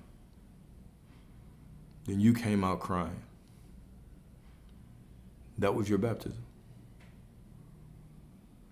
That was your baptism. You don't need a man to dip you in water. You don't need to confess to another man. Right? Matter of fact, God is all love. God doesn't even identify with negativity. God only sees the wholeness of everything, right? There's nothing to be forgiven for because God doesn't see you as a sinner. There's nothing to be forgiven for because you are absolutely perfect. I want you to walk in the absolute truth of who you are.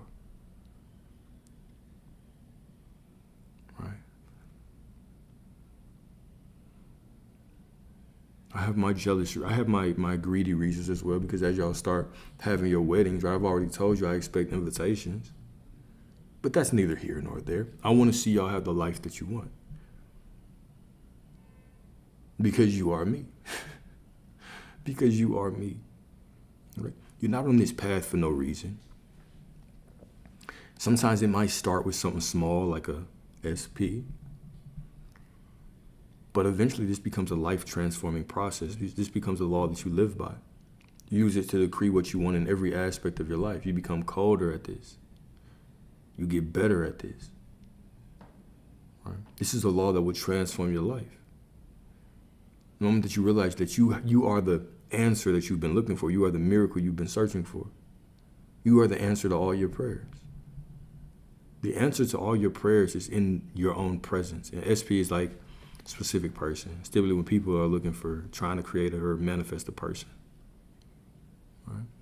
I expect one. I expect the invite. I'm gonna be there too. I expect an open bar as well. Just to let y'all know that, right? Nah, but you are everything that you've been searching for. Everything that you've been waiting for. Okay? In the moment that you really relax, right? Because even waking up to this power it's like working. The moment that you relax, become present and aware, right? And walk through life in this knowing, this is the moment that all of your dreams come true.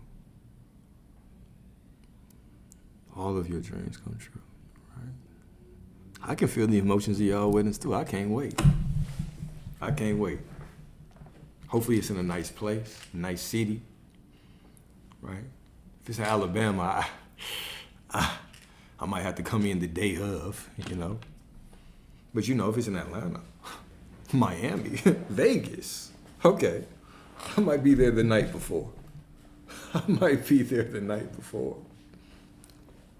And no, I'm headed out to, I'm going to Detroit next weekend. I got my cousin's wedding next weekend. I'm about to turn up. I can't wait.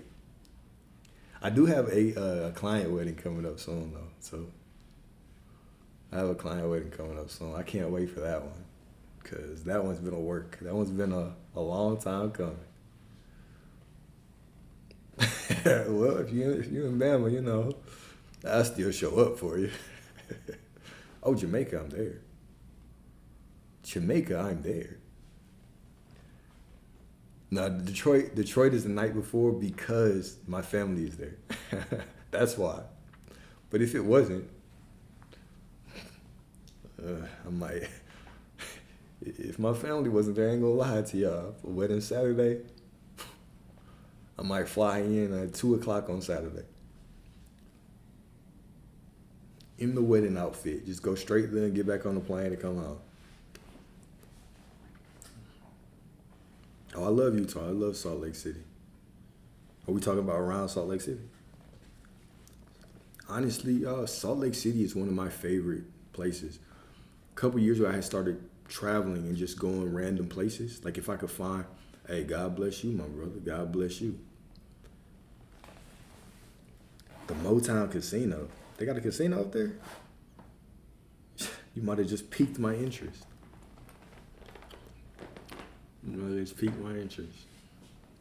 But I love Salt Lake City. It's one of my favorites. Some of my favorite cities. I love Chicago. I love Salt Lake City. I love, honestly, I went to Salt Lake City in the middle of the winter. I had so much fun there. But I like to do random things, right? When I went to a couple bars, but I spent a lot of time. I spent hours in the, I went to the Mormon Museum. They got like a Mormon museum. And I went there and they just give you free tours. So I just like information. So we were just in there talking about the faith that whole time. It was pretty dope. I started off with one tour guide. By the end, I had like 4 people around me. Like 4 of the tour guides. It was pretty empty, so I just took up their whole time. It was pretty cool. And then I just walked back to this plaza. They have this plaza in downtown that's really nice. The train system is really nice, so you can get around pretty easily. But Salt Lake City was dope. It's one of my favorite places. not like to party or anything. I just like the atmosphere.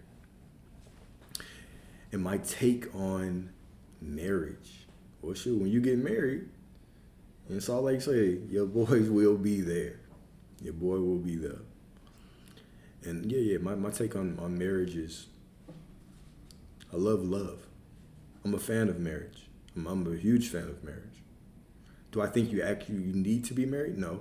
But I also think that most people do have this fear that it's pretty, I guess, could be valid that, if they get to the end of their life and they're alone, that who's going to take care of them? Which is an interesting thought, but can be valid. So if they don't have kids with a spouse, or they don't have somebody to like spend time with when they get older, what are they going to do? So, interesting thing to think about.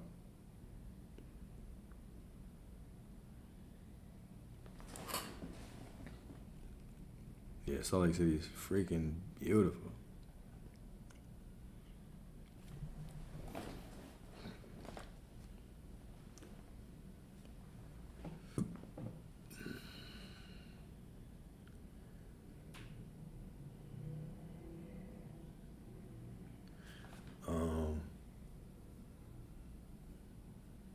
Yeah. Actually, when I think of Alabama, Birmingham's cool. Arkansas, I would do Arkansas. Like, what's this spot in Arkansas? Little Rock is cool. Little Rock is actually really, really cool.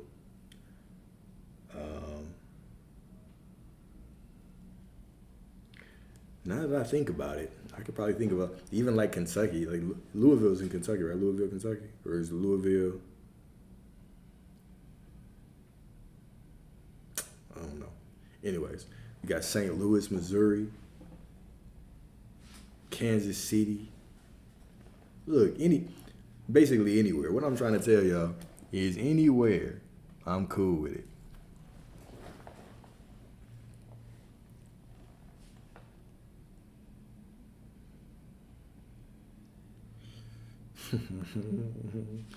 Yeah, it's like Benjamin Button, right? It's the whole thing that we typically experience with our parents also is, you know, as a child, they take care of you.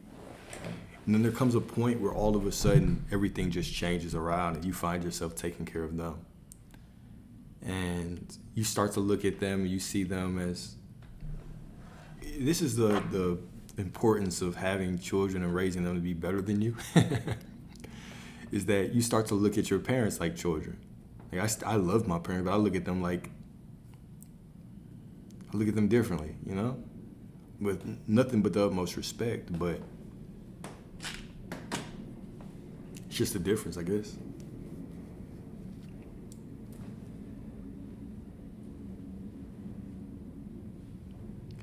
There's one state that has, maybe it's Utah, maybe it's by Salt Lake City, but there's there's like this hiking trail with 11 waterfalls.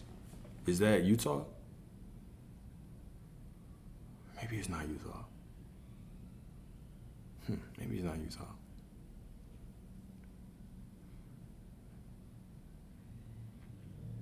I'm just hoping for a wedding in Vegas soon. I'm hoping because I'm gonna tell you that's an excuse. I'll be in Vegas for a week. I'll be in Vegas for a week. If it's on Saturday, I'll show up Wednesday. Then I'll leave on Tuesday. Don't let it be in the summer. Pool season, casino to the pool, to the wedding. Oh yeah, that's my type of party right there. Not that I know of, at least not 11. Dang, it's somewhere. And it was on my list of things. Matter of fact, I probably got it written down somewhere.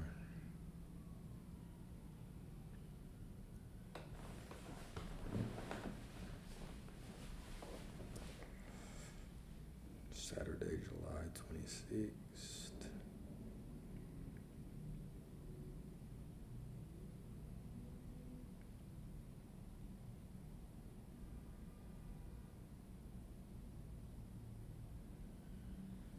Man, it's beyond a cool city. It's my favorite city.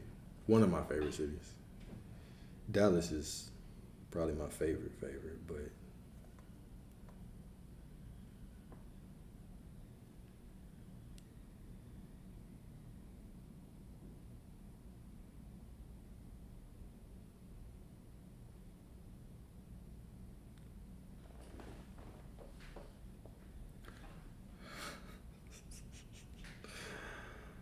all the Christians go to a different Christian reality. I mean, it depends on your belief, right? We can't say that you create your reality and then say when you die, there's only one thing that happens. We all have strong beliefs about what happens, but what does happen? Guess we'll never know. I guess we'll know one day.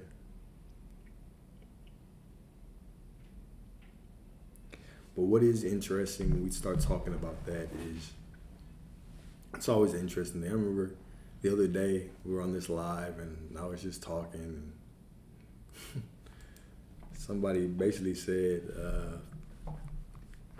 told me like you need to repent and you'll see you're gonna be sorry that you didn't after death. Something like that.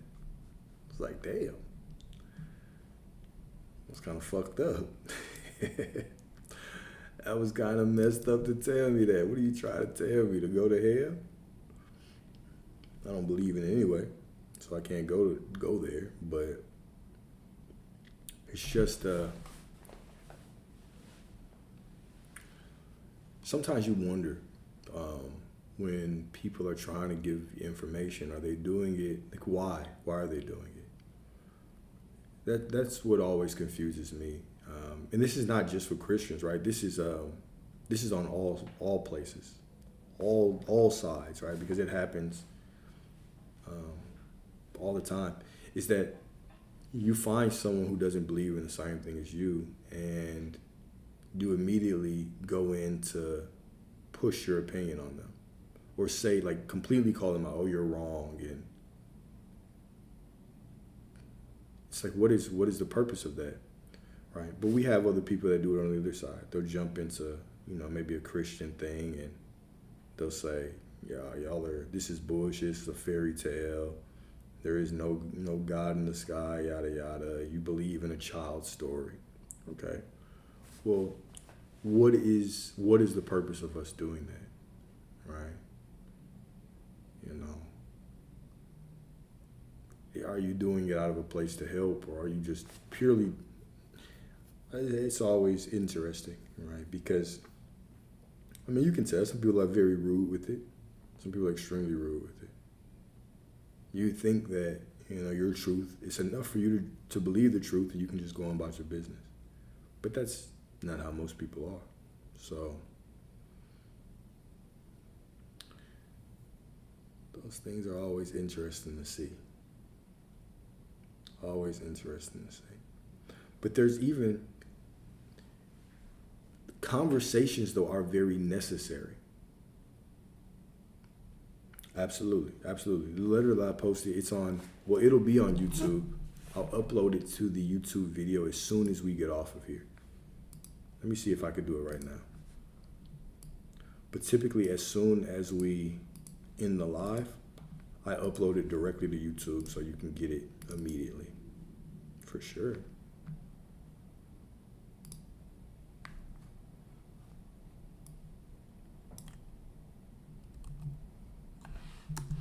I typically had to pause, make sure I don't open my notes when I'm sharing this screen and y'all see something crazy.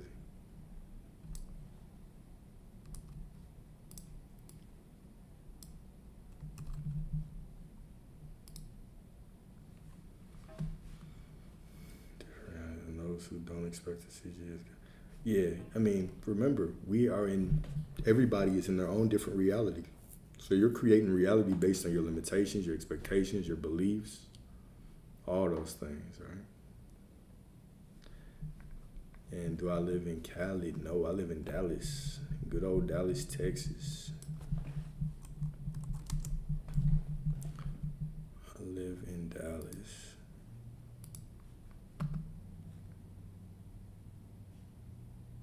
Hopefully this doesn't play loud. Of course it did.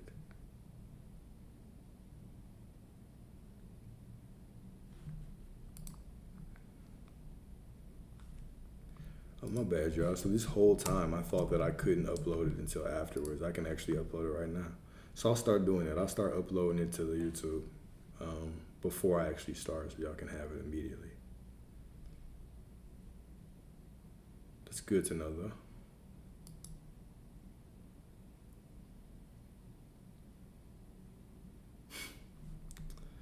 So sometimes I'll share notes with a lot of people. A lot of people. You can share notes with all. You know what is cool is share a note. Like the next time you meet with a woman, right? A woman that you like, share a note with her. Share a note and make it like a. Damn, I don't believe I'm about to say this. Yeah, I do. I am gonna say this.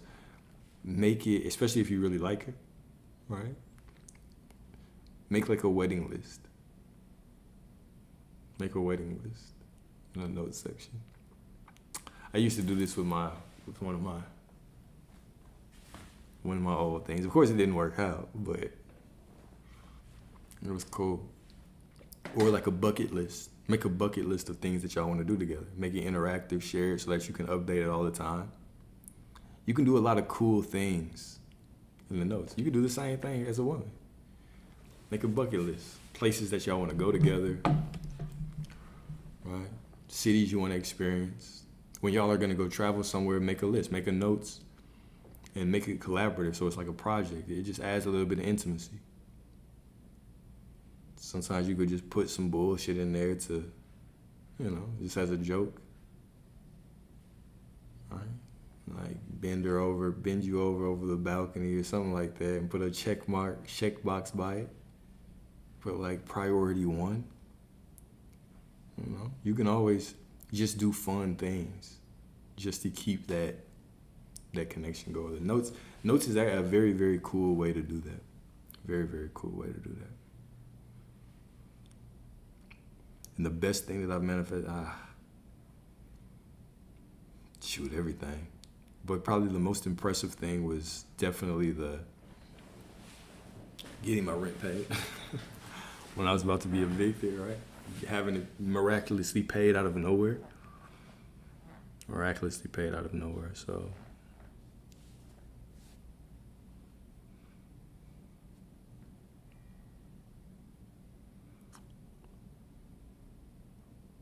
yeah. And make sure make the note title nice, like places, romantic spots to visit with you. Right? Make a checkbox of these are all the things that I can't get enough of about you. Be creative with it, right? Do something that you know is gonna, sit with them. Something that they can, and then when you update it, right, they get updates or they get like a notification. So during the day, you could just add something like, hey, look, this just happened. It just reminded me of how much I like this about you. Boom, update, notification. There's always cool things that you can do with technology to keep things spicy. So people like to know that you're thinking about them a lot. And I think it shows a little bit of initiative, right? Because it's one thing to send a text, cool. But once you get into the realm where like, all right, y'all are collaborating on these notes. Okay, cool. What I used to do with, my woman that I was with, what I used to do I used to just write notes, like write letters. Man, y'all know that I like writing. You see, I'm a writer, right? Like I write like a motherfucker. So I would hand write just long ass notes. And I would just fold it up, leave it for her. And so she would have them. And I remember we fell off for a little bit. And I remember one time when we got back together, she had like all the notes still. It was pretty cool to see. She was like, yeah, I was reading all these when we weren't together, which is pretty cool. So, yeah. Yep. This was really before I was in that space, in the manifestation space. So I didn't really manifest her. That was the guy. I thought we were going to be married, but she passed away. So that was just a good connection. Just a good connection. What's up?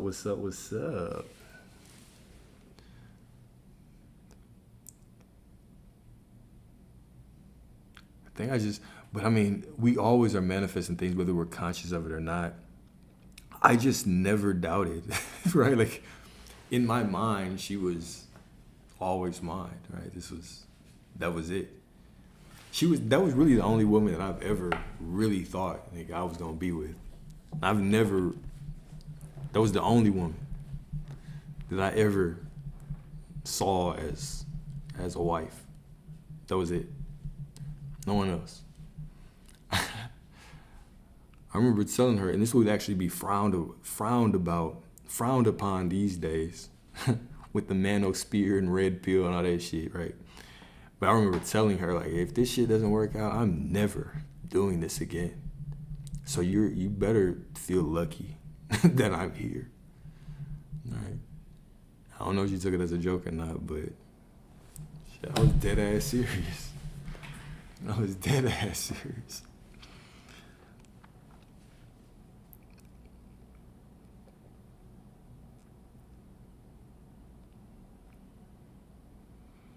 Yeah, being intentional, man, it's a superpower. Because most people, being intentional and aware is such a superpower. Because most people walk around very unconscious. So the more conscious you are, especially with people that you care about, you just stand out. You just stand out. You set yourself apart, right? Most people talk, right? But they don't really walk. Like, most people will say what they want to do, say what they're going to do, but they don't really do that. So when you start being intentional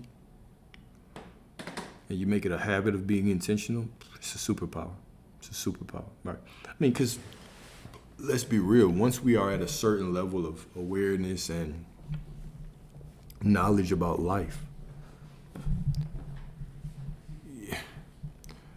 yeah, we talk about the complexities of a relationship and what you have to do, but honestly, if two people really want to be together, I mean, if you want to be with them, they want to be with you, y'all are going to make it work. And at some point, like, it doesn't matter how much work you've done, you just have to be committed to each other. And so one thing that keeps people there is that, keeping it, doing a whole bunch of, like, trying things. I think one of my favorite things to do, and it's a small thing, but like, I would get this big bouquet of flowers. I went to this floral place, and I actually knew the people there at that time. But whenever I would choose what flowers I wanted, I would actually write down the name of the flower. Right? Okay, this is this. And then I would find the meaning of it, and I would write down the meaning, and I'd be like, okay, this is what it means. Of course, but this is just, you use your gifts. You use the things that you already like and bring them into your relationship. I'm already a writer. I already write, right? I read my shit all the time on here, right? Which even has opened up the door for me to even do these lives, is because I like to write. So bring that in my relationship. Well, if I like to write, and that's a better way of me expressing myself, why not? All right, we got 6 flowers in this bouquet. I'm gonna write down, this is the name of it, this is the meaning of that flower, this is why I chose that one. Boom. This is why I chose that one. So that was just a little cool touch, because even after the flowers pass away, because they're gonna die in like 3-4 days, right? Flowers only mean shit the first day, and then they just look crazy. They might have gnats that get attracted to them or something, that they start dying, right? So eventually you're gonna have to throw them out. And I remember my girl came home. She would always be a little sad when I would throw them out. So I would get these big bouquets, but then there was like little shops around. So every time I went to the grocery store, I would get just flowers. We would just have fresh flowers in the crib all the time, which was pretty cool. But bring the skills that you already have, bring them into the relationship. If you're already a writer, why not write? You already do it. I already sit around and journal and write these long ass documents. Why not just write that as well? So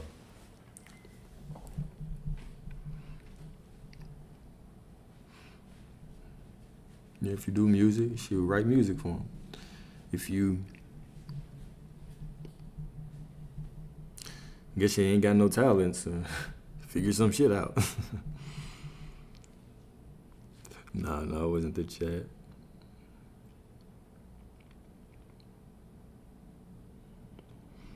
Yeah. I mean, when I started liking just having flowers in there, it just added a little something, something.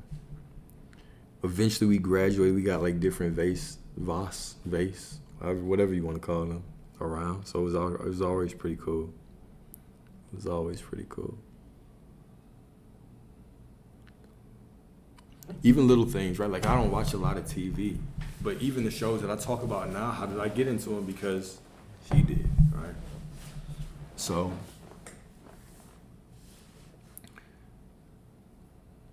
how do you incorporate those kinds of things?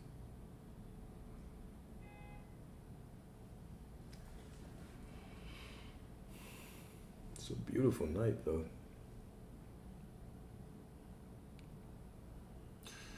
I do. I do talk to her. Matter of fact, I wrote a letter. I wrote a letter to her the other day, and I did a video on it.